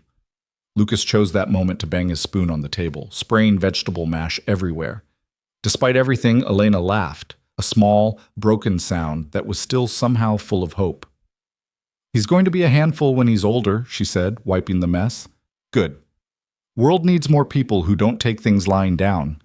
Jonah watched her with the baby, saw the fierce love in every gesture. We're going to win this, Elena. We're going to get through the hearing, build our case, and when that final custody decision comes, you're going to walk out of that courtroom as a free woman. And then what? Then we figure out what comes next, together. The word hung between them, heavy with possibility. Elena's eyes searched his face. You mean that? Together? I do. Jonah stood and moved around the table, kneeling beside her chair. I know the timing's terrible. I know we're in the middle of a legal battle and nothing's certain. But I need you to know, when this is over, when you're free and safe, I want you to stay, not as my cook, as what? Her voice was barely a whisper.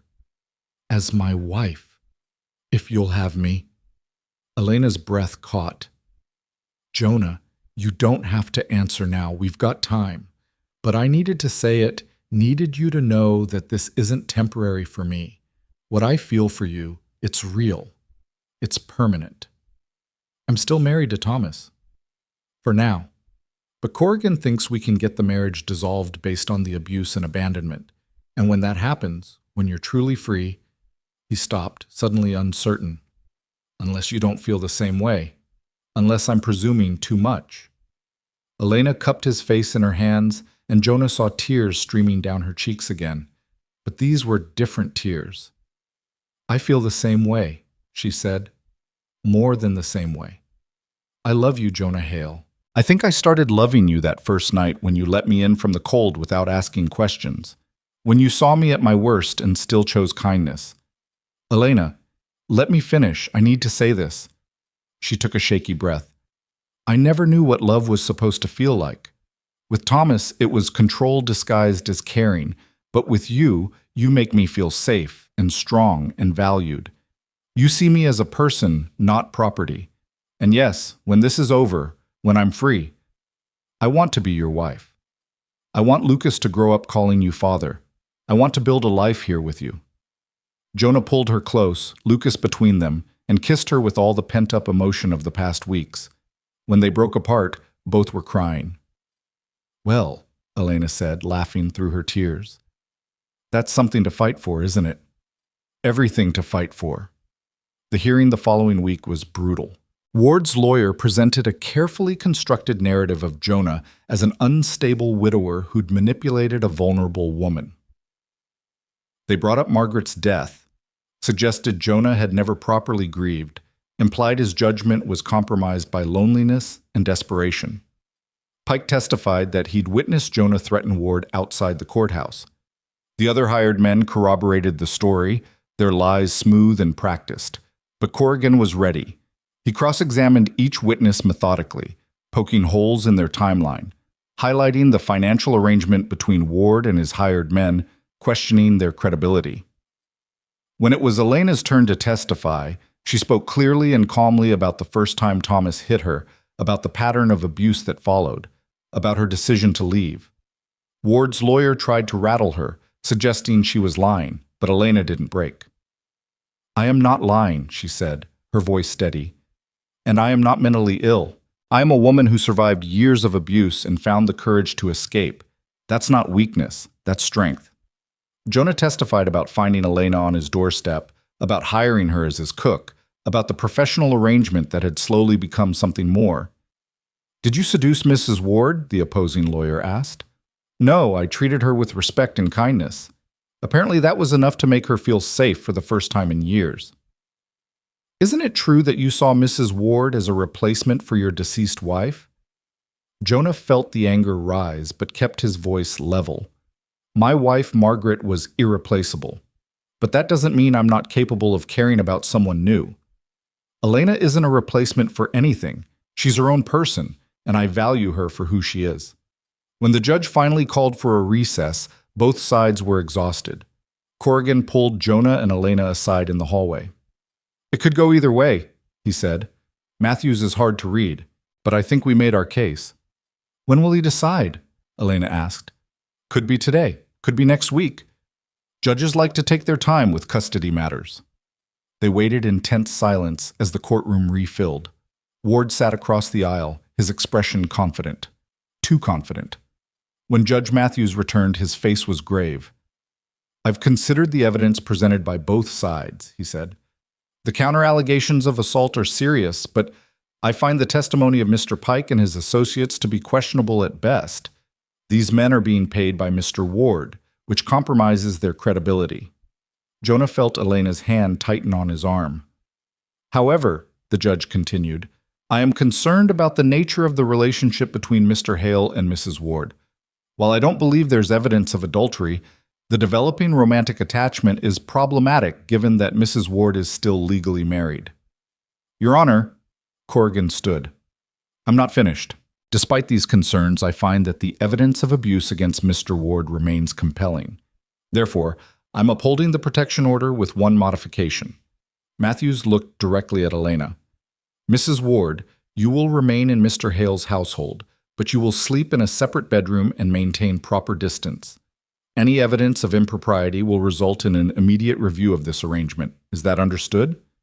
Yes, Your Honor, Elena said quietly. Good. The full custody hearing remains scheduled for 2 months from now. Both parties are to avoid contact except through legal counsel. Court dismissed. Outside, Elena sagged against Jonah. 2 more months. We can do 2 months. Can we? Jonah, he's watching us now, looking for any excuse to claim impropriety. How are we supposed to? She stopped, aware of people passing by. We'll be careful, Jonah said. We'll follow the judge's instructions to the letter, and in 2 months this will be over. But as they climbed into the wagon for the ride home, Jonah saw Pike watching from across the street. The hired gun tipped his hat in mock courtesy, and Jonah understood the message clearly. They'd be watching, waiting, looking for any misstep. That night, after Lucas was asleep, Jonah and Elena sat in the kitchen drinking coffee and not touching, painfully aware of the space between them that the judge's order had mandated. This is ridiculous, Elena said. We're adults. We should be able to sit in the same room without it being considered improper. The judge is protecting his decision, making sure Ward can't claim we're acting inappropriately. I know. But it feels like even here, in your house, Thomas is controlling what I can and can't do. Jonah wanted to reach for her hand, but didn't. It's temporary, just until the final hearing. And what if we lose the final hearing? What if the judge decides that despite the abuse, Lucas belongs with his father? Then we appeal. We keep fighting. For how long? How many courtrooms? How many judges? Elena's voice rose with frustration. I'm tired, Jonah. Tired of fighting, tired of being afraid, tired of having to prove that I deserve to keep my own child. I know, but the sound of breaking glass cut him off. Jonah was on his feet instantly, rifle in hand, moving toward the sitting room where the noise had come from. Elena followed, her own pistol drawn. The window was shattered, cold air pouring in. On the floor lay a rock wrapped in paper. Jonah picked it up carefully, unfolded the note. The message was short and written in crude block letters. Tick-tock, time's running out. Elena's face had gone white. He was here, right outside the house. Jonah moved to the broken window and scanned the darkness outside. Nothing moved, but that didn't mean no one was out there. Stay here, he said. Keep the gun ready. Jonah, don't... But he was already out the door, moving into the night with his rifle raised. He circled the house, checking for tracks, for any sign of the intruder. He found boot prints in the snow beneath the broken window, leading away toward the tree line. Jonah followed them for 100 yards before they disappeared onto rocky ground where snow hadn't settled. Whoever had thrown the rock was long gone. When he returned to the house, Elena was standing in the kitchen with Lucas in her arms. The baby was crying, frightened by the crash and the tension. Nothing, Jonah said. Whoever it was is gone. But they'll be back. Elena rocked Lucas mechanically. This is just the beginning. Thomas wants us to know he can get to us anytime he wants. Jonah set down the rifle and moved to board up the broken window. As he worked, his mind raced. The protection order meant Ward couldn't approach Elena directly, but it didn't stop him from sending his hired men to intimidate them. We need to report this to the sheriff, Elena said. And tell him what? Someone threw a rock through my window? Without proof it was Ward or his men, there's nothing the sheriff can do. So we just sit here and wait for the next threat? No. Jonah finished securing the board and turned to face her. We go on the offensive. What do you mean? Ward wants us scared, wants us to make a mistake. Instead, we show him we're not afraid. We gather our evidence, we build our case, and we go into that final hearing so prepared that there's no way we can lose. Elena looked skeptical. And in the meantime, we're careful. We follow every rule the judge laid out. We don't give Ward anything he can use against us. Jonah's voice softened. I know it's hard. I know you're tired. But we're so close, Elena. 2 more months and you're free. She looked down at Lucas, who had finally stopped crying and was watching them with those same alert eyes. I want to believe that. Then believe it. Believe in us. The weeks that followed tested them in ways neither had anticipated.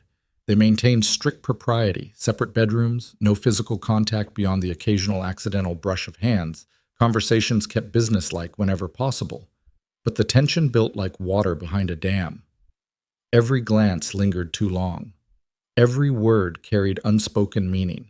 The space between them hummed with everything they couldn't say, couldn't do. Ward's harassment continued. Rocks through windows became a regular occurrence. Once, Jonah found his fence cut, his cattle wandering. Another time, someone poisoned his well, forcing him to haul water from the creek for a week, while Corrigan filed complaints that went nowhere. The sheriff was sympathetic, but helpless without proof. And Ward was too smart to get caught. Through it all, Elena remained strong. She cooked and cleaned and cared for Lucas with the same dedication as always. But Jonah could see the toll it was taking, the shadows under her eyes, the way she startled at sudden noises, the exhaustion that never quite left her face. 1 month before the final hearing, Clara Ward arrived in town. Corrigan arranged a meeting at his office, and Jonah brought Elena and Lucas. Clara was a thin woman in her 60s with gray hair and kind eyes that reminded Jonah painfully of Elena's. When she saw her grandson for the first time, she burst into tears. "He's beautiful," she said, holding Lucas with trembling hands. "He looks like Daniel did at this age." "Your other son," Elena said softly. "Yes." Clara's face was full of old grief. "The boy my husband killed. The boy I failed to protect." "You didn't fail him, Clara. His father... I should have left sooner.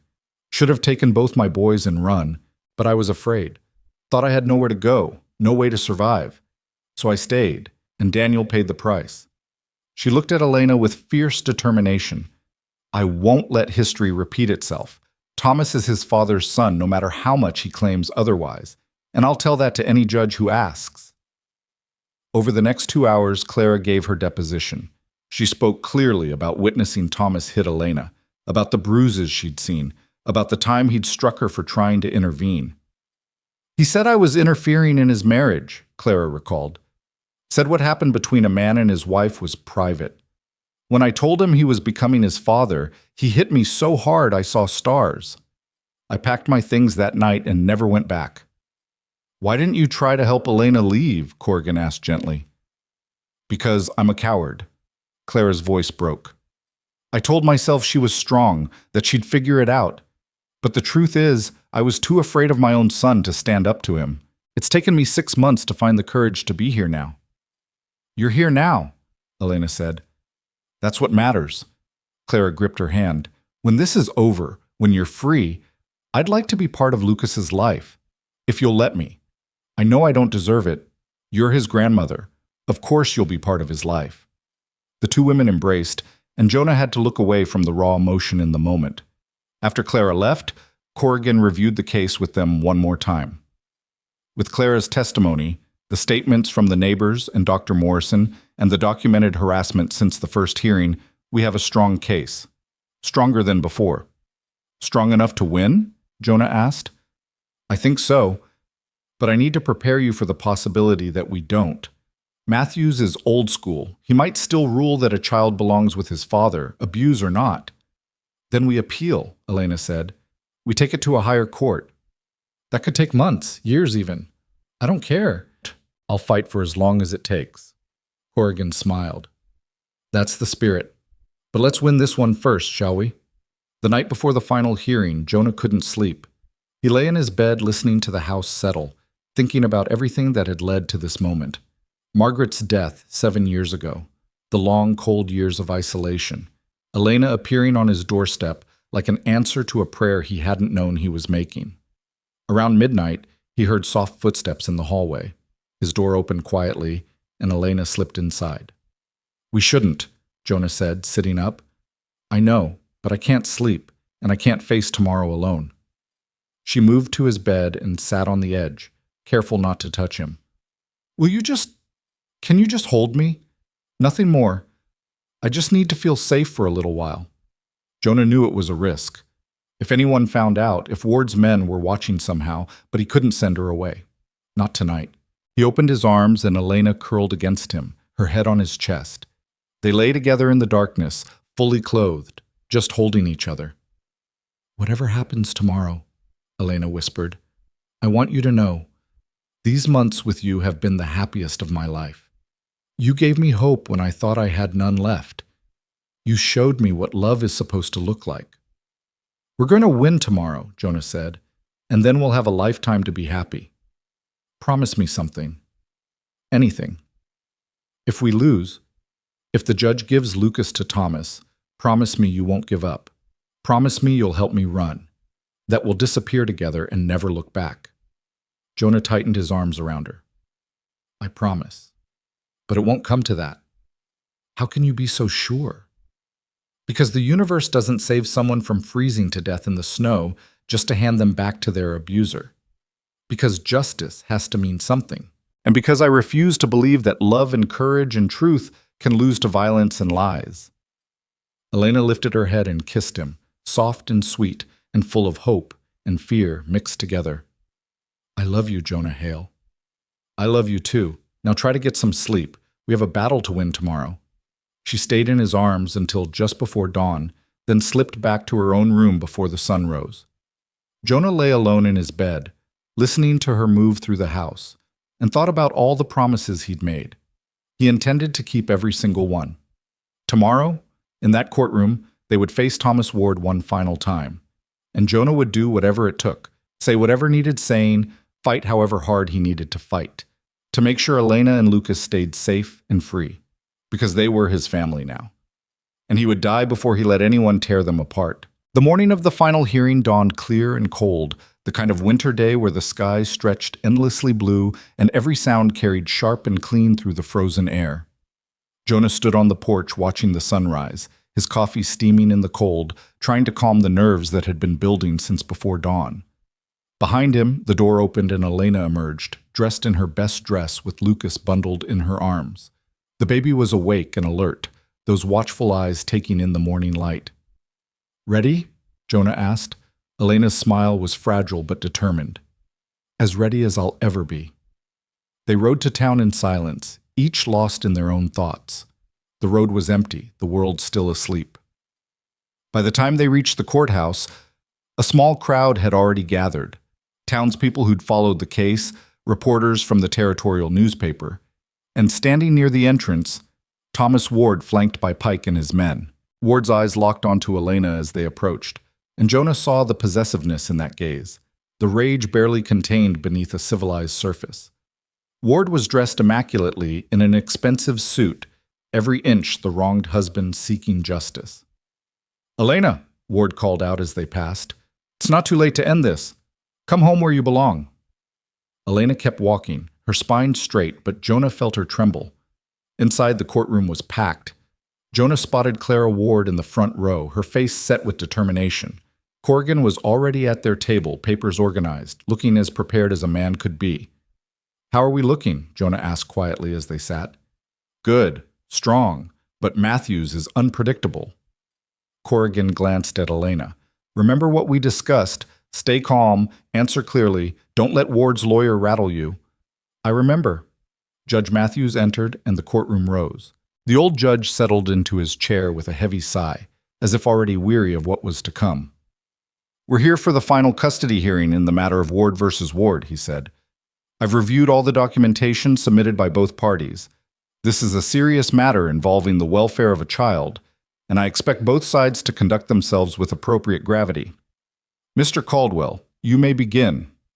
Ward's lawyer stood, smoothing his expensive suit. "Your Honor, my client's position is simple and supported by law. Thomas Ward is the legal father of Lucas Ward. He is the legal husband of Elena Ward. Despite the accusations leveled against him, he has never been convicted of any crime. He seeks only what is rightfully his, the return of his family." "And the allegations of abuse?" Matthews asked. "Unproven, Your Honor. We have hearsay, we have assumptions, but we have no police reports, no arrests, no convictions. What we do have is evidence of a woman who abandoned her marriage and her legal obligations, who has developed an inappropriate relationship with another man while still legally married." Corrigan was on his feet. "Objection, Your Honor. Mrs. Ward's relationship with Mr. Hale has been entirely proper and occurred only after she fled an abusive situation." "Save it for your turn, Mr. Corrigan." Matthews waved him down. Continue, Mr. Caldwell.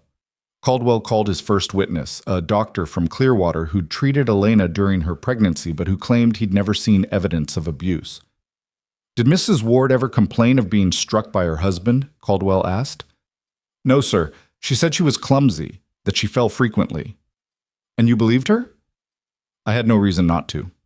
But on cross-examination, Corrigan dismantled the testimony. Doctor, in your medical opinion, were Mrs. Ward's injuries consistent with simple falls? They could have been. That's not what I asked. Were they consistent with simple falls, or could they have been caused by deliberate strikes? The doctor hesitated. Both are possible. Did you document your suspicions in her medical file? Yes, I noted that some injuries seemed unusual. Unusual how? The pattern, the frequency. Falls don't typically result in bruising to the upper arms, the ribs, the back.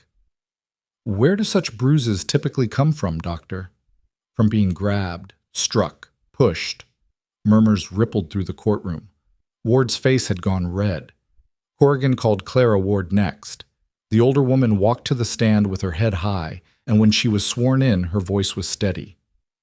Mrs. Ward, you're the defendant's mother, is that correct? Yes. And you lived with your son Thomas and his wife Elena for approximately 1 year? Yes, I did. During that time, did you witness your son strike his wife? Clara's eyes found Thomas in the courtroom. For a moment, mother and son stared at each other across the space. Then Clara spoke clearly. Yes, multiple times.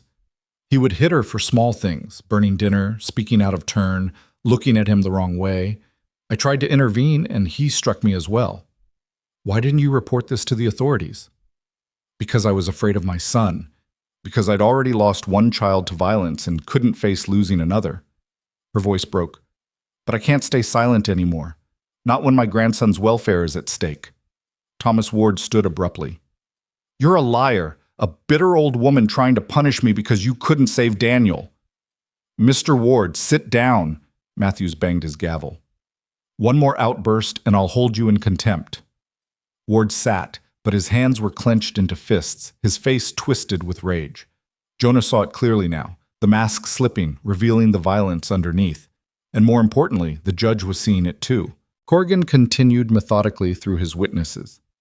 Dr. Morrison's written testimony about suspicious injuries, statements from neighbors who'd heard screaming and crashing from the Ward household, the pattern of abuse documented over years.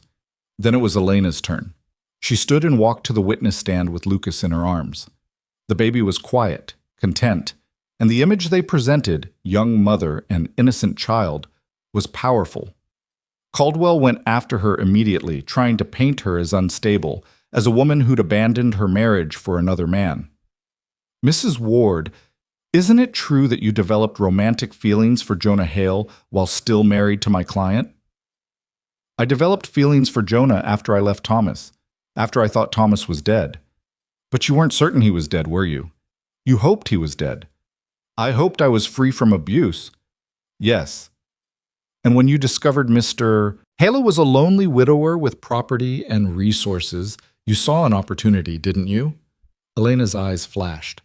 I saw a man who treated me with kindness, who didn't see me as property to be controlled. That's not an opportunity, Mr. Caldwell. That's basic human decency, which your client never showed me. You claim you were abused, yet you never sought help from law enforcement. Because my husband told me if I went to the police, he'd kill me, and I believed him because I'd seen what he was capable of. How convenient that you only developed this story after meeting Mr. Hale. It's not a story. Elena's voice rose, strong and clear. I lived in fear for 5 years. I was beaten, controlled, made to feel worthless. When Thomas set that fire and told me to run, I finally saw a chance to escape. So I took it. I took my son and I ran because I refused to let him grow up thinking that violence is love. She was crying now, but her voice never wavered. Lucas reached up and touched her face, and the courtroom seemed to collectively hold its breath. I am not mentally ill, Elena continued. I am not a bad mother. I am a woman who survived and who will do anything, to protect my child. If that makes me unfit in your eyes, then your definition of fitness is broken. The courtroom erupted in whispers. Matthews banged his gavel for order, but Jonah could see something in the judge's face. Respect, maybe, or understanding. Caldwell tried to recover, but the damage was done. Elena's raw honesty had cut through all his careful narrative. Finally, it was Jonah's turn. He took the stand, aware of every eye in the room on him. "Mr. Hale," Caldwell began, "you admit to having romantic feelings for a married woman?" "I have feelings for Elena, yes, but those feelings developed after she came to me seeking work, after I learned about her situation." "How convenient. A beautiful woman appears on your doorstep, and suddenly you're willing to risk everything, your reputation, your property, your freedom, to help her. What do you expect in return?" "Nothing." "Nothing? You expect me to believe—" "I expect you to believe that some people do the right thing because it's right, not because they expect payment." Jonah's voice was steady. "Elena needed help. I was in a position to provide it, that's all. Isn't it true that you saw Mrs. Ward as a replacement for your deceased wife?" The question hit like a physical blow, but Jonah had been prepared for it. "My wife, Margaret, was irreplaceable. Her death left a hole in my life that nothing can fill." He paused, choosing his words carefully. "But that doesn't mean I'm not capable of caring about someone new. Elena isn't a replacement. She's a woman I've come to respect and admire for her courage and strength. She's a mother fighting for her child. And yes, I love her. But that love doesn't diminish what I felt for Margaret. The heart has room for more than one person." He looked directly at Elena as he said it, saw the tears streaming down her face. "If the court grants custody to Mrs. Ward," Caldwell pressed, "what are your intentions? To support her in any way she needs, to provide a home for her and Lucas, and if she'll have me, when she's legally free to do so, to marry her." The courtroom burst into conversation. Matthews banged his gavel repeatedly. When order was finally restored, the judge looked at both lawyers. Closing arguments. Caldwell went first, making a passionate case for traditional family values, for a father's rights, for giving Thomas Ward another chance. Then Corrigan stood, and his voice was quiet but powerful. "Your Honor, this case isn't about tradition or rights or second chances. It's about safety. It's about a child's welfare. The evidence is overwhelming that Thomas Ward abused his wife for years. His own mother testified to it, medical professionals documented it, neighbors witnessed it." He gestured to Ward. "Look at him, Your Honor. Look at how he's conducted himself in this courtroom. The outbursts, the barely controlled rage. Is that the behavior of a man who should have custody of an infant? Now look at Elena Ward, a woman who walked 10 miles through snow to find work. Who had the courage to testify despite her fear? Who put her child's welfare above everything else? She's not perfect, Your Honor, but she's a good mother, and Lucas deserves to grow up safe, in a home without violence." Corrigan sat down, and the courtroom fell silent. Judge Matthews reviewed his notes for what felt like hours. Finally, he looked up. "I've considered all the evidence presented. This has been one of the more difficult cases I've presided over." He paused. "Mr. Ward, I find your testimony less than credible. Your behavior in this courtroom has been erratic and concerning. The weight of evidence suggests you did indeed abuse your wife, regardless of whether you were ever formally charged." Ward started to stand, but his lawyer pulled him back down. "Mrs. Ward," Matthews continued, "I find your testimony compelling and consistent with the documented evidence. While your decision to leave was legally complicated, I believe it was motivated by genuine fear for your safety and your child's welfare." Elena's hand found Jonah's under the table, gripping tight. "Therefore, I am granting full custody of Lucas Ward to his mother, Elena Ward. Mr. Ward, you are prohibited from contacting, approaching, or communicating with your former wife or child. This order is permanent and enforceable in all territories." The courtroom erupted. Elena collapsed against Jonah, sobbing. Clara Ward was crying openly. Ward was shouting something, but Jonah couldn't hear it over the noise. Matthews banged his gavel. "Furthermore, I am dissolving the marriage between Thomas and Elena Ward on grounds of abuse and abandonment. Mrs. Ward, you are free to remarry as soon as you wish. Court is adjourned." They'd won. They'd actually won. Jonah held Elena as she cried, feeling his own tears streaming down his face. Lucas, caught between them, made a happy gurgling sound as if he understood. Ward was still shouting as deputies escorted him from the courtroom. "This isn't over. You hear me, Elena. This isn't over." But it was over. The judge had spoken. The law had, for once, protected the vulnerable instead of the powerful. Outside the courthouse, spring sunshine broke through the winter clouds. Corrigan shook Jonah's hand, then pulled him into a brief embrace. "Congratulations, both of you." "Thank you, James, for everything." Clara approached tentatively, and Elena immediately pulled her into a hug. "Thank you for speaking up, for being brave." "I should have been brave years ago." Clara looked down at Lucas, her eyes soft. "May I?" Elena handed over her son, and Clara held her grandson with trembling hands, tears of joy streaming down her weathered face. They stood together on the courthouse steps, Elena, Jonah, Lucas, and Clara, while townspeople offered congratulations and reporters shouted questions. But Jonah barely heard any of it. All he could see was Elena's face, radiant with relief and happiness. "Let's go home," he said softly. "Home," Elena repeated, as if testing the word. "Yes, let's go home." The ride back to the ranch felt different from every other trip they'd made. The tension that had been their constant companion for months was finally gone. Elena sat close to Jonah, Lucas on her lap, and they talked about the future, about spring planting, about fixing up the spare bedroom for Lucas, about a wedding come summer when the wildflowers bloomed. When they reached the ranch, Jonah helped Elena down from the wagon, and for a moment they just stood there looking at the house that had become their sanctuary. "It's really over," Elena said wonderingly. "I'm free." "You're free." She turned to him, her face serious. "I meant what I said before. I love you, Jonah Hale, and I want to build a life with you, raise Lucas here, maybe give him brothers and sisters someday." "Is that a proposal?" Jonah teased gently. "Maybe, if you're not going to make one." Jonah laughed and pulled her close, careful of the baby between them. "Elena Ward, soon to be Elena Hale, will you marry me? Will you let me be Lucas's father and build a family with me in this house? Will you fill it with light and laughter and love the way you've already started to?" "Yes," she whispered. "Yes to all of it." He kissed her there in the yard, with the spring sun warming their faces and Lucas making happy sounds between them.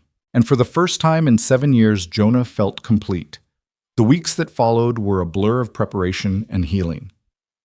Elena gradually relaxed, the constant tension leaving her shoulders, the fear fading from her eyes. She smiled more, laughed more, moved through the house like she truly belonged there. Lucas started pulling himself up on furniture, taking his first wobbling steps while Jonah and Elena watched with pride. Clara visited often, becoming a fixture in their lives, a grandmother who'd finally found redemption in protecting the next generation. They heard through Corrigan that Ward had left the territory, gone back east to escape his debts and his shame. Pike and his men had scattered, looking for new employers. The shadow that had hung over them for so long had finally lifted. On a warm day in late May, when the meadow behind the house was carpeted with wildflowers, Jonah and Elena were married. It was a small ceremony, just Corrigan, Clara, a few neighbors, and the minister from town. Elena wore a simple white dress she'd sewn herself, and Jonah wore his best suit. But what made the ceremony perfect was Lucas, now nearly a year old, standing between them, holding onto their hands, babbling happily as if adding his own vows to theirs. "Do you, Jonah Hale, take Elena to be your lawfully wedded wife?"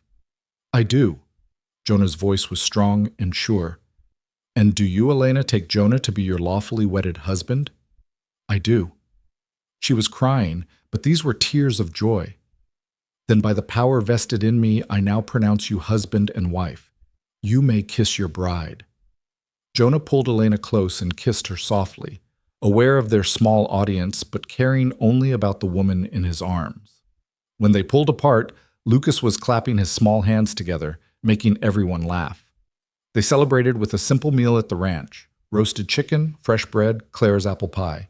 As the sun set, painting the sky in shades of orange and gold, the guests departed one by one until only Jonah, Elena, and Lucas remained. Elena put Lucas to bed in his newly painted room, singing him a lullaby that Margaret had once sung to Jonah. It didn't hurt to hear it anymore. Instead, it felt like the past and present weaving together, like Margaret giving her blessing to this new family. When Elena emerged from Lucas's room, she found Jonah standing on the porch watching the stars come out. "He's asleep," she said, slipping her arms around his waist from behind. "Good, because I want my wife's full attention." Elena laughed, the sound joyful and free. "Your wife, that's going to take some getting used to." "We have time." Jonah turned in her embrace, looking down at her upturned face. "We have all the time in the world." They stood together watching the night sky, and Jonah thought about the journey that had brought them here. 7 years of grief and isolation, ended by a knock on the door on a freezing winter night. A desperate woman with a baby in her arms, looking for nothing more than shelter and work. But what she'd found, what they'd both found, was so much more. She'd found safety, freedom, and love. He'd found a reason to live again, to hope again, to open his heart to the possibility of happiness. "What are you thinking?" Elena asked, resting her head against his chest. "That I'm grateful you knocked on my door that night." "So am I. Best decision I ever made." "Coming here?" "No." She looked up at him, her gray eyes reflecting the starlight. "Choosing to keep fighting, to believe I deserved better, to hope that somewhere out there was a life worth living." She touched his face gently. "You showed me that life, Jonah. You showed me what it feels like to be valued, protected, loved. You gave me and Lucas a home. You gave me the same thing. You reminded me that the heart can heal, that love isn't a one-time gift, but something that can grow again, if you let it." He kissed her forehead. "We saved each other, Elena." "We did." She smiled. "And now we get to build something beautiful together." They went inside hand in hand, closing the door on the past and stepping into a future bright with promise. The house that had been so cold and empty for so long was now filled with warmth and life. In his room, Lucas slept peacefully, dreaming whatever dreams babies dream. In the morning, he would wake to a household where love was patient and kind, where his mother smiled without fear, where the man he would learn to call father was strong and gentle. He would grow up never knowing what his biological father had been like, never understanding the violence his mother had escaped. Instead, he would learn about hard work and honest love, about protecting those weaker than yourself, about standing up for what's right, even when it's difficult. And someday, when he was older, Elena would tell him the story of the winter she walked 10 miles through the snow with him in her arms, and how a lonely rancher had opened his door and changed both their lives forever. But that was a story for another day. Tonight, Jonah and Elena climbed the stairs to the bedroom they would now share, leaving behind the separate rooms that had been mandated by the judge's order. They fell asleep in each other's arms, safe and warm, and finally, truly free. Spring turned to summer, summer to fall. The ranch prospered under their combined efforts. Elena's cooking and household management brought order and comfort, while Jonah's work ethic and land knowledge kept them profitable. Clara became a regular presence, often staying for weeks at a time, delighting in watching Lucas grow. She taught Elena family recipes and told her stories about Thomas's brother Daniel, the gentle boy who should have lived. Sometimes late at night, Jonah would wake and find Elena standing by Lucas's crib, watching their son sleep. He understood the impulse, the need to reassure herself that this was real, that they were safe, that the nightmare was truly over. He would go to her and wrap his arms around her, and she would lean back against him, and together they would watch the steady rise and fall of Lucas's breathing. "I still can't believe we made it," she would whisper. "Believe it. This is real. This is ours." And she would turn in his arms and kiss him, and the darkness would lose its power, replaced by the warmth of their love. Lucas took his first real steps on a sunny October morning, walking from Elena to Jonah across the kitchen floor. They both cheered, and the boy laughed with delight, immediately trying again. "He's going to be running before we know it," Elena said, scooping him up and spinning him around. Just like his mother, always moving forward, never looking back. Elena set Lucas down and came to Jonah, slipping her arms around his neck. "I do look back sometimes, not with regret, but with gratitude. Because everything I went through led me here. To you. To this life." And I look back at 7 years of loneliness and think the same thing. All that grief, all that isolation, it brought me to the exact moment when you needed someone and I needed someone, and we found each other. Fate, Elena said, or luck, or grace, whatever you want to call it. Jonah kissed her softly. I'm just grateful. So am I. By the time winter came again, a full year since Elena had first appeared on Jonah's doorstep, their family had grown. Not in number, not yet, but in depth. They'd built traditions, created memories, woven their lives together so tightly that it was hard to remember a time when they'd been separate. On the anniversary of that first night, Jonah came in from the barn to find Elena had made a special dinner. Candles lit the table, and she'd even opened a bottle of wine that Corrigan had given them as a wedding present. What's the occasion? Jonah asked, though he knew.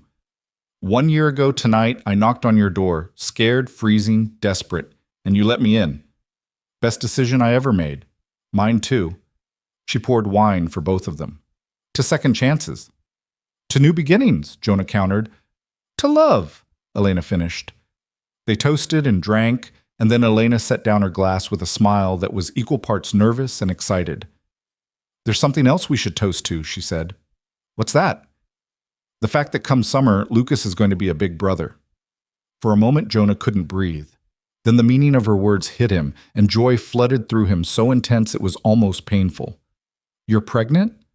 Yes. Elena laughed at his expression. I've been waiting for the right time to tell you, and tonight felt perfect. Jonah crossed to her and pulled her into his arms, holding her carefully as if she might break. How long have you known? A few weeks. I wanted to be sure.